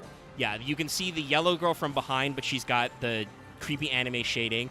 And the orange girl is just photobombing just hard enough you can see she very much has an orange streak in her hair. Yeah. So, like, we've set up for all this stuff. Yeah, no, you're also new here, Loth. I mentioned before, this archetype is very much or should be anyway, a boilerplate magical girl story plot. You know, you have 2 protagonists, we add a third. We've got room for the extras. I'm going to reference Power Rangers Over Pretty Cure because it's the one I know, but we have a Hurricaneer-esque a 3 Ranger squad. Yeah. And we've set up our extra Rangers who will just become our 4th and 5th more than likely. Yeah. You know, we've got them in the backdrop. And that does mean that when you add Huli to this combo, who admittedly they did say is supposed to be from a branch of the 3 great families, you know, that means that you've got 6, which fills out your standard tokusatsu roster, which again is also I'm not an expert in magical girl shows, but is similar to the classic magical girl team ups. You know, a lot of people argue that that's just Super Sentai for girls, for little girls. I said Hurricaneer on N-Pulse. Hurricaneer is what Ninja Storm was, Loth. Yeah, yeah, it's Loth, I think, is picking up what you're putting down. Yeah. But also, hey, guess what, everybody? That's every attribute in Yu-Gi-Oh! Dark, light, fire, water, earth, wind. We did it. We completed the 6th symbol. So I'm guessing the yellow girl should be light, and the orange girl should be earth. Probably, yeah. And then like I have been saying since I saw this card art where the purple girl is ominously looking away from camera, I'm like, okay, so she's gonna be like evil later. She's gonna be the one who fails the test and ends up possessed by like a wrathful or evil god or something. She's gonna be possessed by Hannibal Bean. So yeah, no, it's just it always surprises me. Like sometimes Konami writes themselves into corners where they're like, we're gonna theme ourselves on, I don't know, this constellation that only has 5 stars in it, or something like that, or we've picked a group of historical characters of which there are only 13. And then Konami is like, well, we've printed those 13 guys. What the fuck do we do? Luckily or for the Paladins. Or we do Fire Fist, where we're the water margin, and there are, 108 of them or some nonsense? Yeah, right? no. Sometimes they pre-plan, and while, yes, this does have a limited number of heroines, ideally, like we said, there should only be 6, they still pre-wrote themselves to be like, we can produce as many main deck monsters as we need. They just haven't yet. Yeah, no, like, 6 main deck monsters for Ritual Archetype is more than enough, on top of, I assume, another 1 or 2 Ritual monsters we might get if they continue to support this. Yeah. We will have an overbloat of Yes. Mikanko cards eventually. Yeah, if they do make more. There's we can be as excessive or as lean as we need to be, which is just like for Konami, good game design. I'm kind of surprised they haven't bit the bullet and started that support, but Yu-Gi-Oh sets are usually pretty packed. There's a lot of stuff going on. You have multiple brand new archetypes every set. Konami is still last year. It surprises me, but I mentioned that in Duelist Nexus, that's where Illusion started. Konami made a whole new monster type, and they have been supporting it. The next upcoming Elemental set is Light, correct? Yeah, that is the next Duelist set is going to be Lights. So who knows? We might just toss the Light Mikanko in there. Who cares? Who knows? Yeah. Like realistically. Or we might that might be a signal that Konami is done with fire stuff. So we might just see more light monsters back in regular core sets as well. We are going to break Chaos Angel, is what Konami is saying. We're going to make this card good. Yeah. But no. We haven't mentioned what this card does yet. One more thing about the art, I do love the super excited Hare, super excited young Hare. Very good. Hare is, she is the red one. We all know how that works for this kind of like color ensemble, but she is like, they go ham on she is the spunky one. She is the rat. Is she? I can't tell if this is just really awkward angling. It looks like she is like she has gone for a handshake with the wrong hand. Yeah, no, she's absolutely reaching out her right hand to Nini's left side. It's like she's because she needs to make the Gambare fist. She's reaching out her hand very weirdly. For a second, I thought they messed up, and I'm like, oh no, like they're like she is twisting her arm. It's very awkward. That is how excited she is to shake a hand. This is probably why Nini is looking at her like, what's wrong with this girl? But yeah, this is the quick play spell. Yeah. Which says, by the way, special summon one Mikanko monster from your hand, ignoring its summoning conditions, but return it to your hand during your opponent's end phase. So, if you do it on your turn, it lasts 2 whole turns. If you do it on your opponent's turn, it's only 1 turn. During your main phase, you can banish this card from your graveyard, send a Mikanko from your deck to the graveyard, except the Great Mikanko Ceremony. You can only use each effect once per turn. This, by the way, was in the Amazing Defender set. This came out to start. This card is just, forget the ritual spell, summon Ohime, if you like. Even on your opponent's turn, maybe, if you set this ahead of time. Also, if you use it on your turn, actually, no, it's each effect once per turn, so it's not even you can only use one effect per turn. So if you use this on your turn, you can immediately banish this to Foolish any Mikanko card. This is great. We're cooking. Funny. Yeah. No, this is a good one. Yeah. Again, this is I think why people are so coped up on this deck. This deck should be really good. It's got a lot of really interesting plays. it's just, it's missing that critical mass of in archetype cards or generic support to actually cross the line. We are going to go slightly out of order, but just because we're in spell traps and we're going to go alphabetical. We probably need to talk about every equip spell because this is an equip spell archetype. But I'll throw up Mayawashidori, even though that one was later, obviously, because it's got Huli in it. But this is a sub-theme. This is Mikanko Dance, Mayawashidori, which translates literally to fascinating bird. Yeah, this is dope. This is really dope. Yeah. So, again, we did not talk about her at length, but we did show her and talk about her a little. Huli, along with all the core girls, has a great design. And then this one actually is we're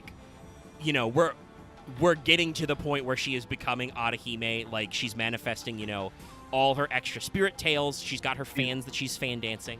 She's manifesting the chicken. Yeah.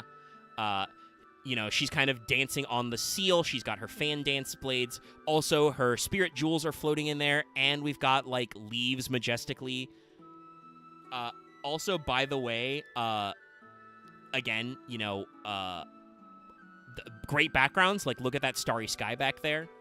I'm just not noticing it. I thought it was part of the silhouette. I love that the jewel attached to her back fan is placed to where it looks like the eye of the chicken.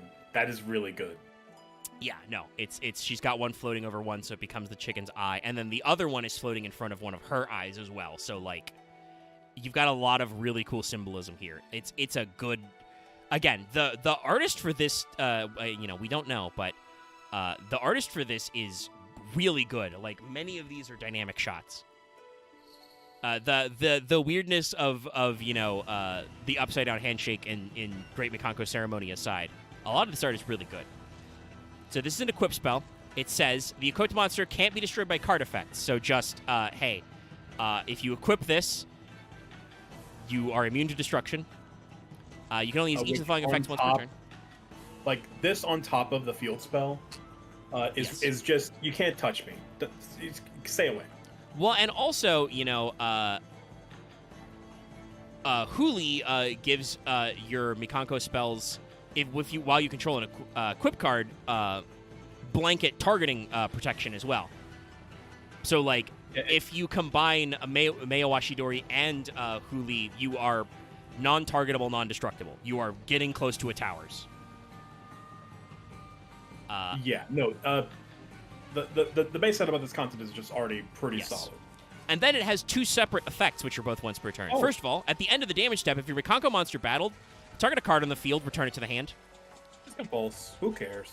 Yeah, just get an extra bounce. If this card's in your graveyard, you can target a Mikanko monster in your graveyard, special summon it, equip it with this card, but banish it when it leaves the field. I believe several of their dances, if not all of them, have this effect. But yeah, it's also just pre-mat. From your own graveyard. From the graveyard, it's pre-mat. It's just, hey, reborn. I am Call of the Haunted, but in the graveyard. Just summon them back, get a free compulse, can't be destroyed. Just brutal stuff. And there is a reason why this one immediately started showing up in brews once it came out. I have heard MBT stumble through saying Mayawashidori before in my life. It is kind of interesting, by the way, I don't even want to think about how he pronounces it. I think he usually pronounces it correctly. It's just it takes him a second to say it because it is a whole shitload of syllables. I am kind of surprised that. Well, I'm not really surprised because obviously the archetype is Japanese themed, but they do not bother trying to translate Mikanko or Mayawashidori or anything. They're just fuck you. This archetype is Japanese as hell. We don't care. I do think the idea with Mayawashidori not being translated is because with Huli, she's very much a granted the entire archetype is very Japanese aesthetic inspired, but with Hare and Nini, their dance styles are not necessarily super Nini is straight up doing ballet dancing. Whereas Huli's dancing aesthetic is very much classical Japanese, so they're leaning into it with. And Huli. Then, as we said before, Hare is sword dancing as we move to Mikanko fire dance, which is translated. It's Mikanko no Homurai. Homuramai, Homuramai. Yeah, Homuramai. Mai is dance. And hey, look at it. It's Hare. She's hitting a fucking pose. She is sword dancing right now. Fire is everywhere. That's really all there is to it. She's dancing on a stage. That stage will soon be reduced to ash. I do like that the Mikanko symbol is of the color of the girls. It's very nice. Nice little touch. Yeah. You know, and doing all kinds of fun stuff. You know, got her hand out on the tip. You know, very good. It just looks great. I love the interplay of like light and shadow. Like, this is clearly taking place in the daytime, but because she is doing a fire dance as well as a sword dance, the like sky looks really dark because it's, you know, being blown out in comparison. It's just really good quality stuff here. So this is another equip spell. This one is special summon a Mikanko monster from your hand or graveyard. If you do equip it with this card, then you can special summon a monster from your opponent's graveyard to their field, but negate its effects. The equipped monster can't be destroyed by card effects. You can only activate one fire dance per turn. This is another one that's just good. It is just a free special of, you know, you don't need to use your normal hand or graveyard, so it's pre-mat, or it's just a free special from hand. And it lets you summon an opponent's monster, which normally is bad, but it's negated. It's to their field. I thought it was. Yeah, no, it's not steal. It's summon one monster from your opponent's graveyard to their field, but negate its effects. So you just get to pick their biggest asshole in graveyard and summon it. This also makes Kagura a lot better, because this means that you can go all the way and just blow up their biggest dick monster, and then you just summon him back but negated, so you can get the battle damage. Because why not? Yeah. Just again, a lot. This one doesn't say with ignoring its summoning condition, so it still has to be one of the non-rituals. But you cannot summon Dark. You cannot summon the reactor monster with this card. Yeah, no, that's also true. Because he must. You know, I will never get over Dark Flat Top. I hate that card. Must first be special summoned anyway. It's one of those days. Oh, you put Skyfire. But like it's these we're really cooking of just like again, Konami is figuring out the bounds of like what a card can do and not be broken. Just like, you don't need your normal. If you've got this equip spell, you can just fucking summon them out. It's fine. You know, and Extendify. Oops. If you heard the blonk, that's because that's Omega accidentally hitting save as instead of copy image. I curse the man who decided those two need to be right next to each other. But this is going to be our first trap card, because we're just running down the line alphabetical. Mikanko Promise. It's very simple. They're doing a pinky promise. They're friends. They're friends, and this is before they become rivals, or maybe even right after. This is probably right after. Ceremony. Sometime after the ceremony. Yeah, I was trying to find the card. Yeah. And again, beautiful background work, like, you know, the soft, you know, early evening sun coming through, the forest in the background. Little hint of the flower. The flower is also purple. What does this mean? We need to know why. What is with the purple? Is it is it in this case metaphorical because it's red plus blue, or are we referencing the purple girl? I don't know, actually. Who knows? Like, is this supposed to be another Yuri thing or not? This could just be magical girls are friends.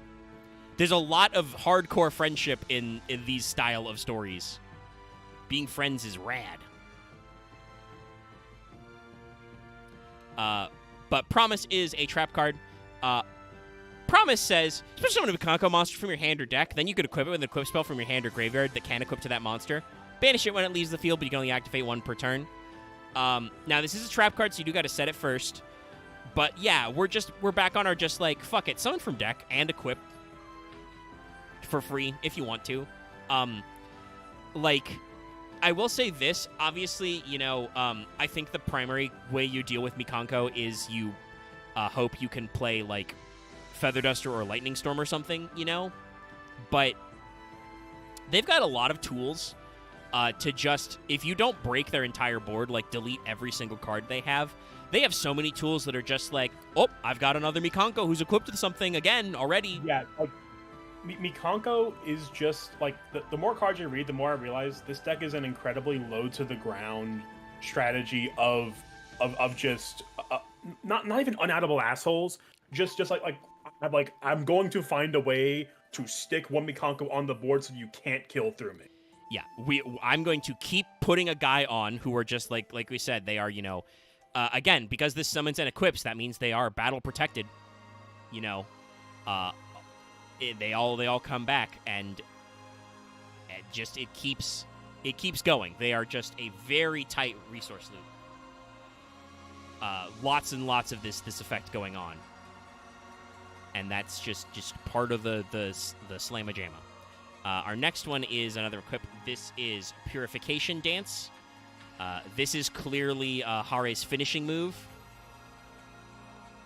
because she not only is sword dancing, but she is also making her sword big, and we're not quite to like the 7 branches, but we're going for a 7 or 9 branch sword.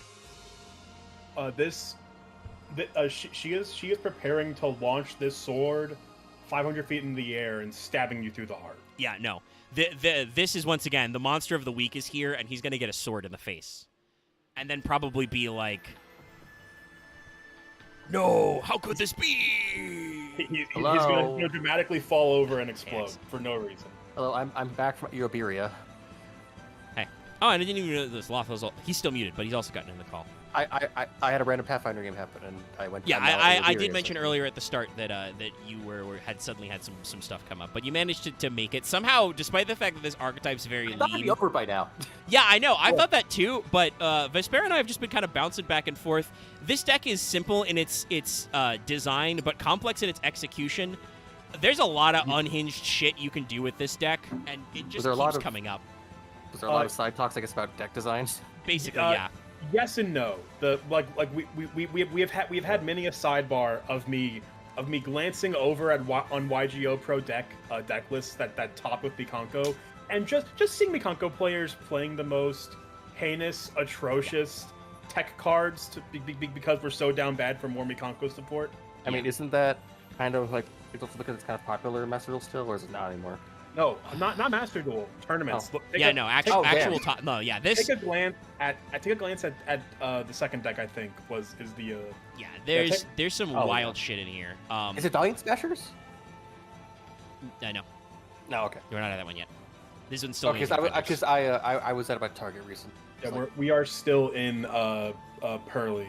The Amazing Pearly set. Defenders, yeah. Is it weird? I feel like 7 cards for like $6 is like bad. I mean, depends. Are they good 7 cards? That might actually don't be. know. I think that's marked up over MSRP though. Problem is that's the cheaper one because like Duelist Nexus, which is I think $7 for 9 cards. Well, I mean, Duelist Nexus is a good That's fair. I just feel like spending $40 on it.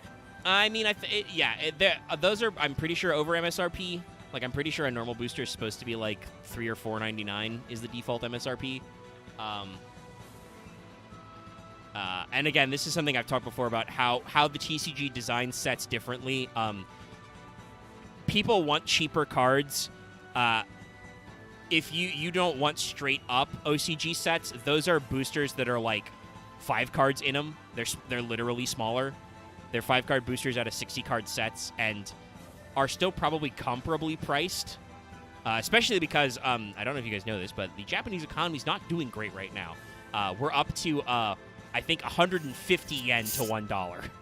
Oh, That was better than the 140 I played last year, wasn't it? Yeah, no, we're at a record level of currency difference right now. So isn't even the dollar not that great either?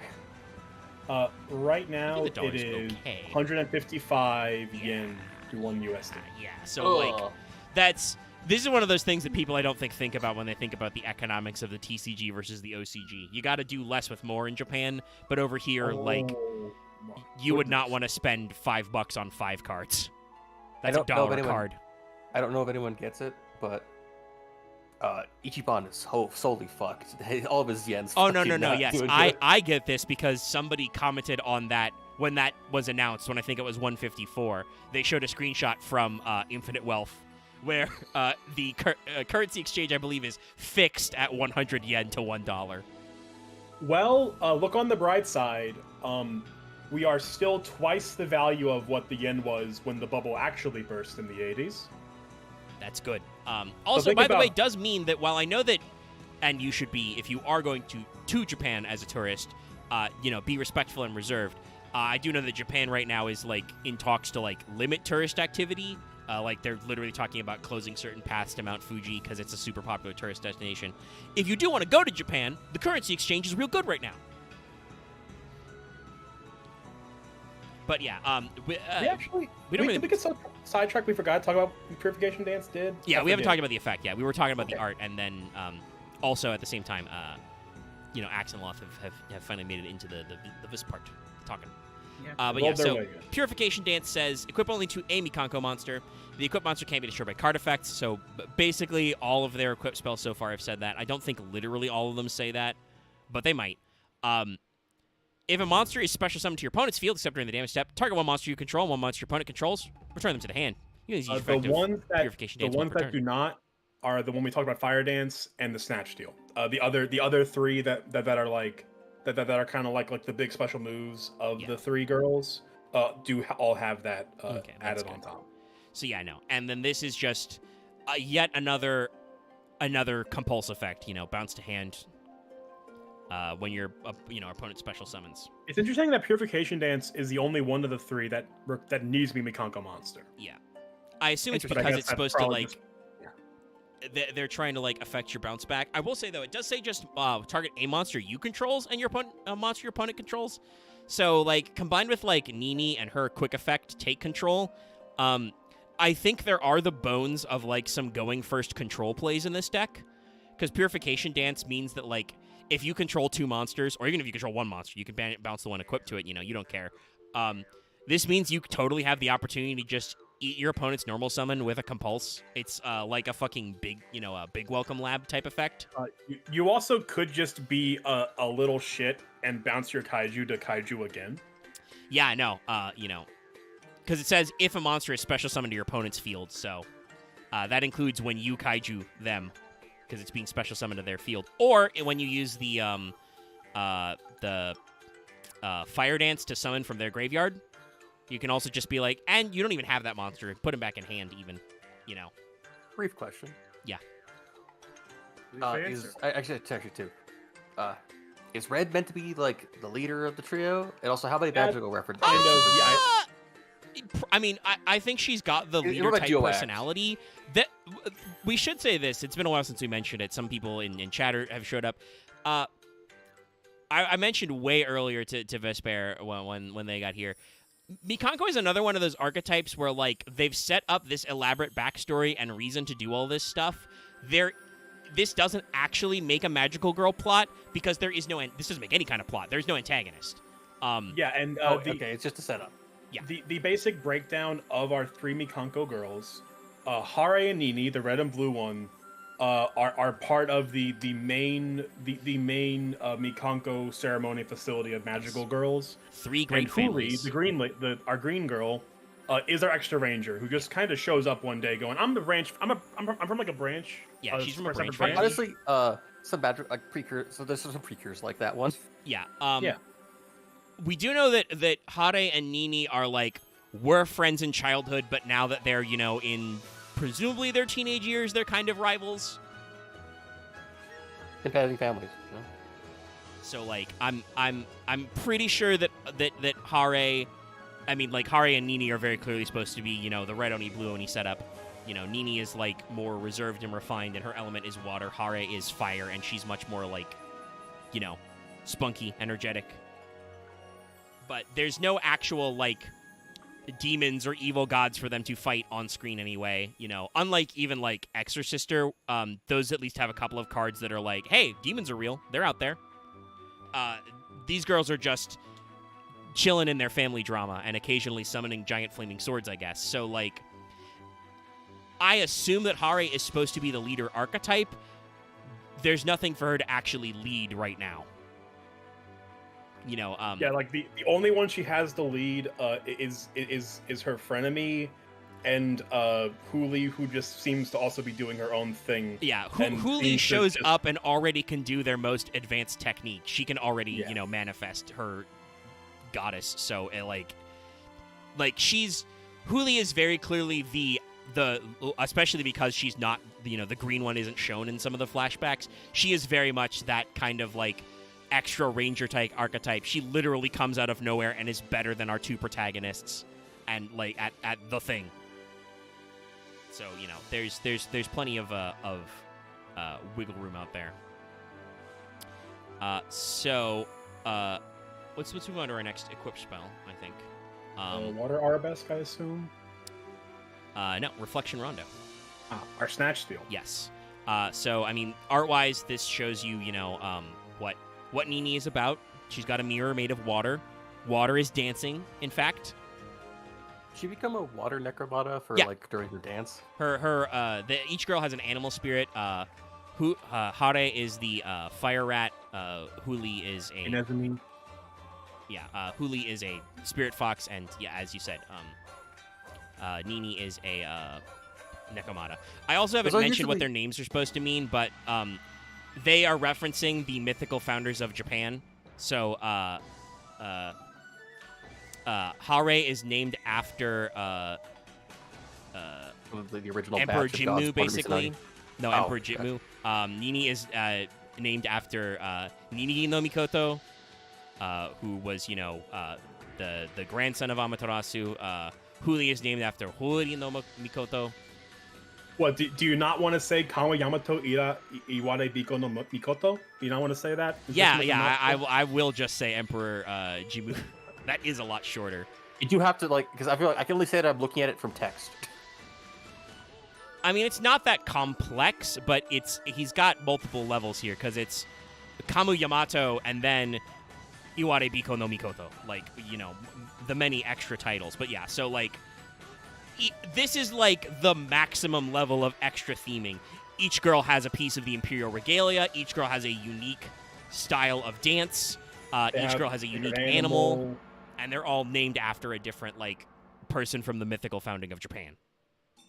So, it's just layers all the way down. Like an onion. Yeah. I do like that in Reflection Rondo here that, her reflection doesn't have her spirit animal features. I didn't realize that first. That is a pretty good. It's a cute little detail. There. It's Interesting that all this. Go. Interesting that the spirits are all basically house spirits, or I guess things that also could be malevolent yokai if not respected. Spirit animals. No, they're just spirits. Okay, I was just thinking the fox, rat, and cat usually have that kind of. I mean, I'm pretty sure because it's specifically the fire rat is the legendary fire rat from the Treasures of Kaguya. Oh shit! That means that we have assemblages of 5 for 5 elements, and we have more random treasures. Yeah. So our Reflection Rondo. The Mikanko of the Void. Sorry. It equips to an opponent's monster, and while you're controlling a Mikanko monster, it's Snatch Steal. Yeah, take control of that monster. Neither player can activate the effect of the equipped monster while you control it. When this card leaves the field, send the equipped monster to the graveyard. So it is also a form of removal. If your opponent pops Rondo, they lose the monster anyway. You can only control one Reflection Rondo and activate only once per turn, so I think they learned from Snatch Steal's vibes to make it more balanced. But yeah, this deck has an in-archetype searchable Snatch Steal. And I believe most sprues play 2 or 3, even if you can only activate once per turn, because it's Snatch Steal. It's... And especially because they have several ways to, declare equip from graveyard to a monster that can be equipped. So, all kinds of ways you can set this up. It's a really good card. All right, and then this is a card art that I really like. It's finally time for Mikanko Rivalry, and I also believe this card is pretty good. This is another one of their trap cards, so it's Kame Korabi. This was translated as Catfight. even though that is a very good pun because of the Nekomata, I can understand why they didn't want to translate it that way. But this is pure kino, pure cinema. It is like Tomboy Rat versus Mischievous Cat. yeah, this is like images you can hear, just like Nini is so smug, and then Hare has her arms folded and she's doing that face. I'm just imagining her going like, huh? Yeah, like she is 100% just vocalizing disdain. Yeah. She's not saying words. She's just vocalizing disdain. Yeah, no, and it just like, again, such good art, because like, and you've got this traditional like woodblock print in the background of, you know, the fire rat and the Nekomata squaring off too. Like, I do like that. I do like that behind the rat you can see a faded but larger rat. yeah, it's got like the rat has a battle aura. Stand. No, it's a really good art. Also, their faces and Yeah, ears on here. The entire thing, you can clearly get the entire picture of what's happening just from the expression and body language. And you know they've got their battle auras on. It's a thing of. I feel like it's obvious that like, I forgot their names already. I apologize. The one on the right. Hare is red, Hare. Nini is blue.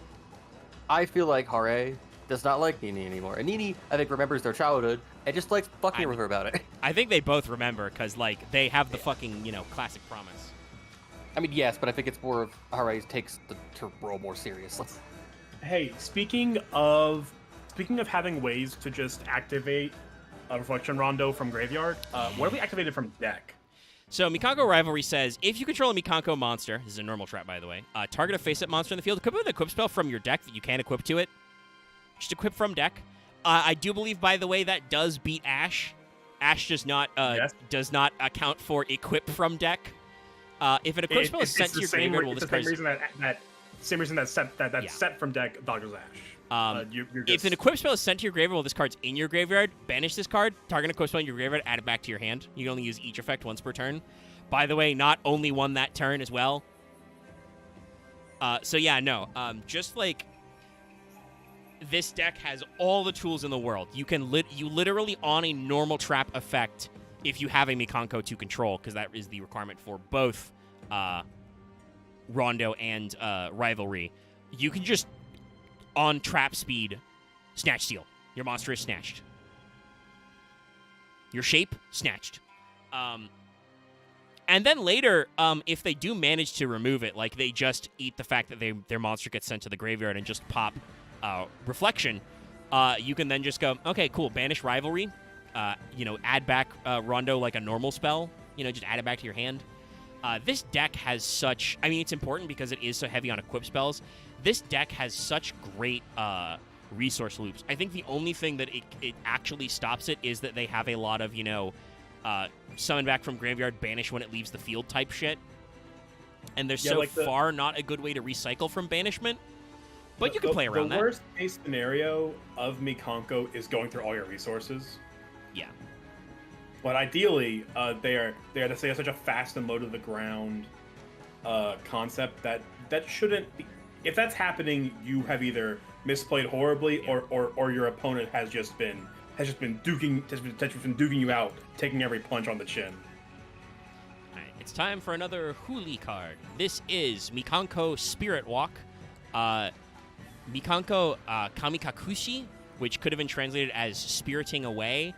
We probably avoided that to sound less like a copyright confluence, but I'm sure that was probably more of an intentional wordplay in Japanese. Yeah, Kamikakushi is that is the one I definitely remember of it is just a it's just a phrase that translates spirited away of they just vanished. We don't know what happened to them. Which is in the card art, it looks like our fan dancer Huli is summoning forth the Ohime to get real powered up. She is summoning forth the great ancestor goddess to get all her juice back. So yeah, great artwork. It looks like she's doing a mic drop with the fans. Well, I'm pretty sure that when she you weren't here for Arahime, so I'll go grab that actually again. But the fans are not in the design. It looks like she just has the sword and shield. So well, she kind of has the fans. They're like attached to her like her arm coats. Nope. Oh yeah. No. Arahime here. Her fans become giant floating orange wedges. I was thinking more of like lime wedges, actually. Well, they're green, but yeah, Miko and Mikonko is like a play on citrus. It's so. No, she's here to help you fight scurvy. I think they just become, fin funnels or Gundam bits that she can send out at people, which explains why she's kind of dropping them, because the jewels form the center of the mirror and the sword in Arahime. No, I see that. So yeah, no. And again, like, very, very good detail work on everybody's faces and posing and stuff, and all the costumes are really good. The lighting, so good. Like really strong stuff. So Spirit Walk, obviously this is another card that came out in Duelist Nexus. It's another normal trap, hence why, we added Huli, who searches traps. Target a face-up monster your opponent controls. Equip that face-up monster to a Mikanko you control as an equip spell. Then if a ritual monster card is on the field, you can inflict 500 damage to your opponent for each equip spell you control. You can banish this card from your graveyard, special summon one of your Mikanko monsters that is banished during your hand. There it is. There's the recovery. You can use each effect once per turn. So, Spirit Walk is just, if your opponent's monster is targetable, you have a very unique form of removal. You can just turn it into an equip spell. You are being equipped. You are being forcibly equipped. Be equipped, do not resist. And then it's also basically a time card, because you do 500 damage for each equip spell you control. Not enough to like win outright, but enough to start chipping away. I love the fact of now that we can call things time cards, we can say they have a use sometimes. I mean, I genuinely think that's what a lot of cards that do like relatively small amount of burn damage are for. They are chip damage so that either if you stall out the game, somebody wins based on time. Or ideally, I think what Konami's more aiming for is that like that makes it easier to push through lethal damage. But still, yeah, I think the ideal strategy is you Kagura to dome your opponent for a lot of damage. You attack it a few times with Ohime, and then you set up Spirit Walk to get that final chip in. Yeah, if you don't clean their clock out. And I think it kind of like rewards you for not using the field spell to send every single like equip spell you own to the graveyard to attack multiple times. Or also, I don't know, the field spell with its ability to arm 80s your opponent and give you multiple attacks might be a target for your opponent's removal. Spirit Walk lets you still get extra damage based on equip spells, when you do it. I will say, obviously, you can only go as high as 2k because you have to have a slot for Spirit Walk in your back row. But still, 2k damage is not insignificant. That's about a fourth of the way through the game, and you're playing a deck that technically is OTK, so... Yeah, like when you combine that with Kagura and any other battle phase shenanigans... and to let Axe and Loth know, their ritual spell Kagura says after you ritual summon, then apply this effect. Destroy cards your opponent controls up to the number of equip spells. Is it in your graveyard or you control? I think it's in different names in your graveyard. Yeah, and then you dome your opponent for 1,000 for each card destroyed. Yeah.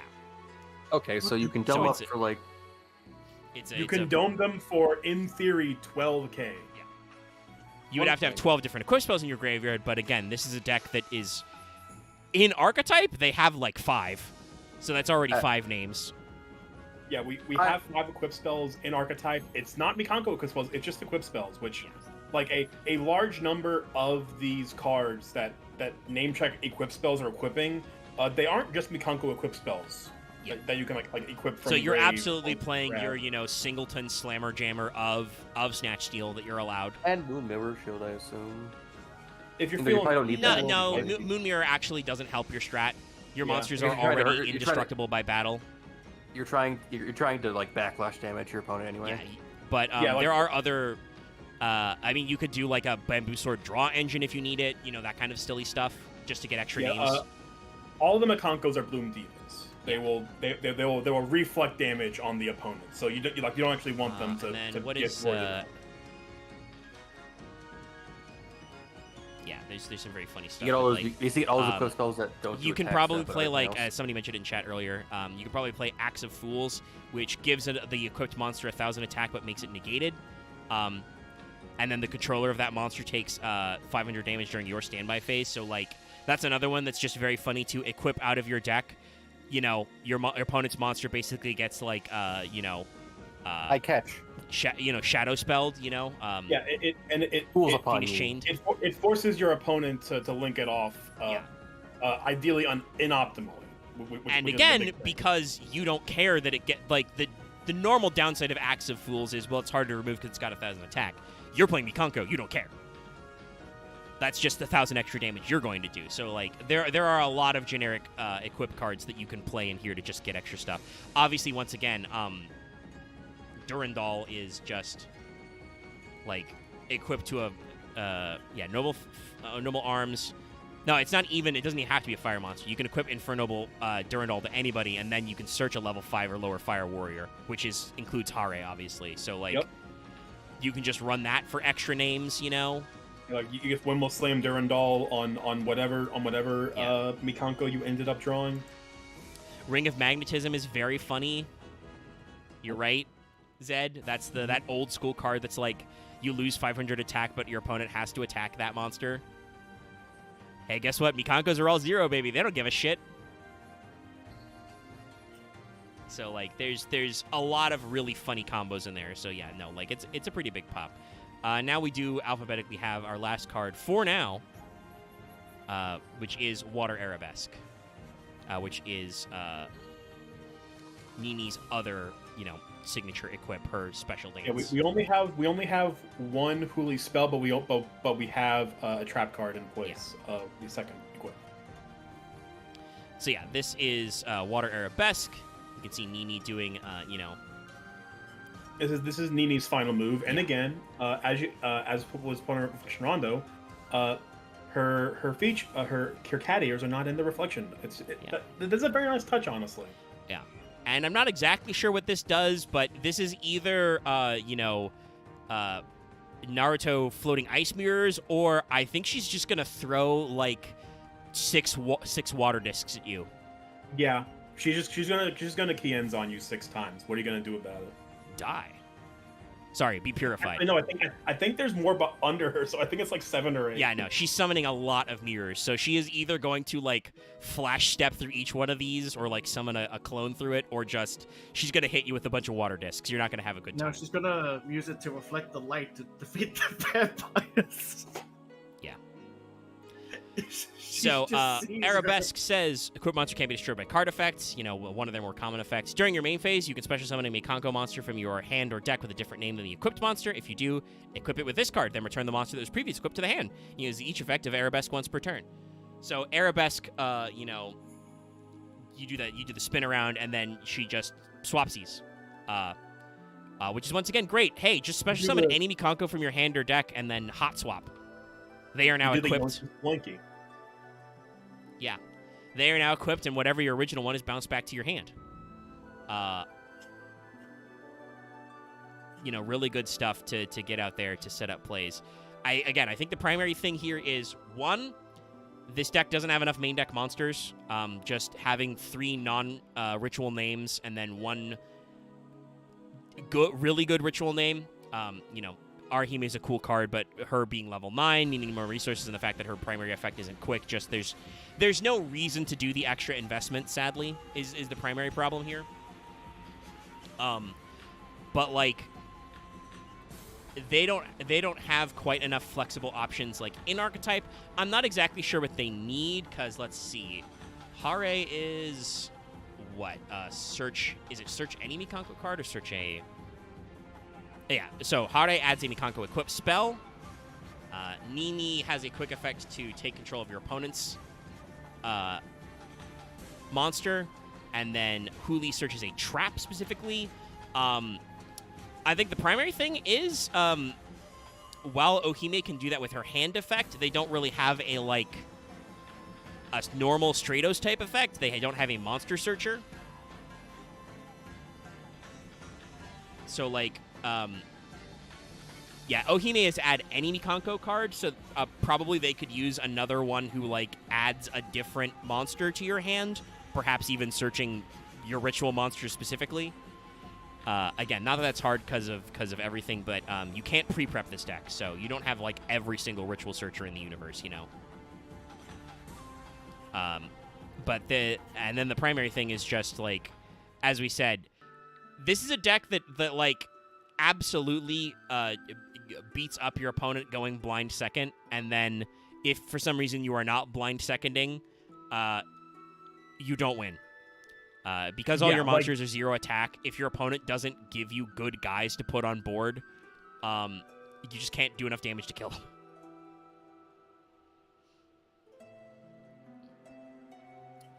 Yeah, with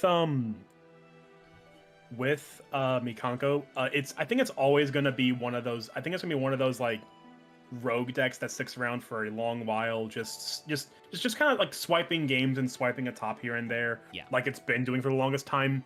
Even when it plays like dog water cards, those dog water cards do actually go. They do actually go towards the mentality of this deck of, we just need to get equipped spells. Like, we don't care what we don't care what we're playing. Yeah, no. This is I'm glad we could go down this kind of, you know, not really memory lane, because like I said, the deck itself is only like a year and a half old. It came out in January of last year, but this is a deck that like kind of came and went in the meta parlance, and it's such a good slice at like, okay, this deck is pretty good. All these cards read really good. The main problem is that like at the end of the day, there's only like, let's see, I think it's like 17 of them. Yeah. 16 total cards, yeah. Yeah, so like it's, and obviously yes, that is enough to make a 40 card deck, but you're not going to play every single one of these. You know, like we said, there's you're not playing through every equipped spell, because realistically that only leaves you with 5 equipped spells for Kagura. So you're going to be slotting in your own extra. You want more names anyway, like especially because you can recycle a lot of these.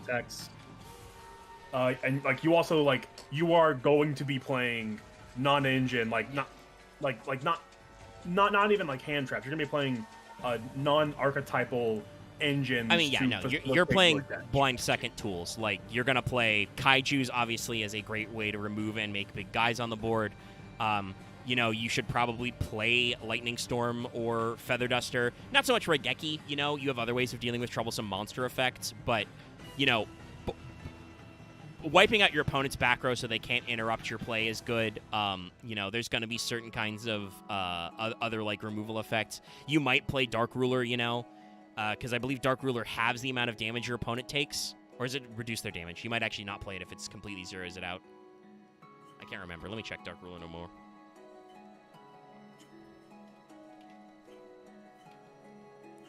Dark Ruler no more. Yeah, for the rest of the turn, this card resolves, your opponent takes no damage. So yeah, you don't even play Dark Ruler. Though, like I said before, I think Nibiru is a great hand trap to run in this deck, because normally the issue with Nib is your deck has to have a way to get rid of the token. You don't care. You actually want a giant, huge token. If you make a token that's over 8k, you don't even need to do anything. You can just attack. It's over. You know?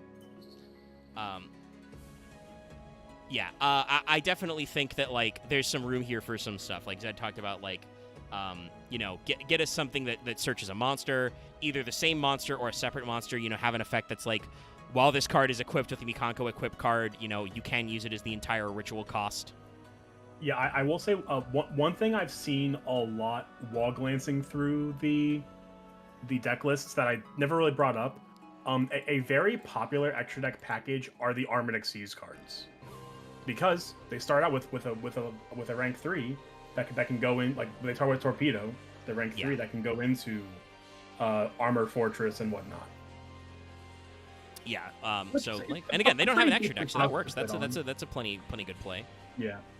Because also you can you can in theory just make a giant ass Zeus by going Xyz Armored Torpedo into Fortress, into Dark Knight Lancer, attack, then you have like a 6-mat, like a 4 or 5 mat Zeus.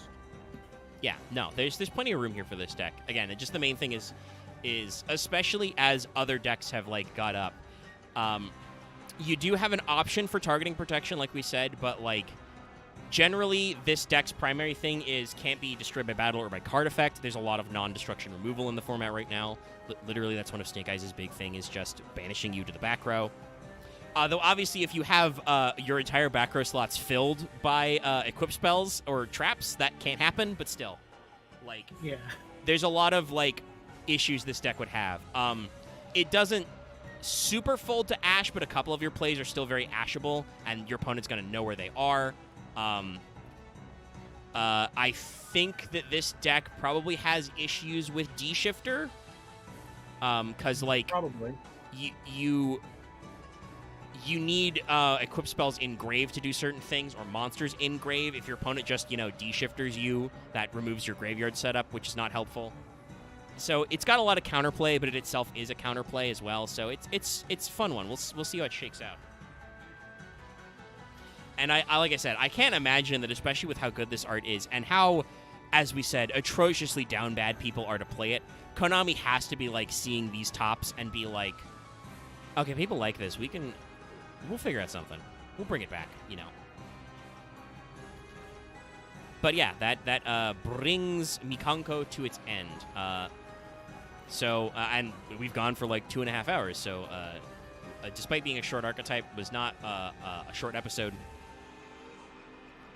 And so, let's see. What was the next one after Amazing Defenders? I looked it up earlier.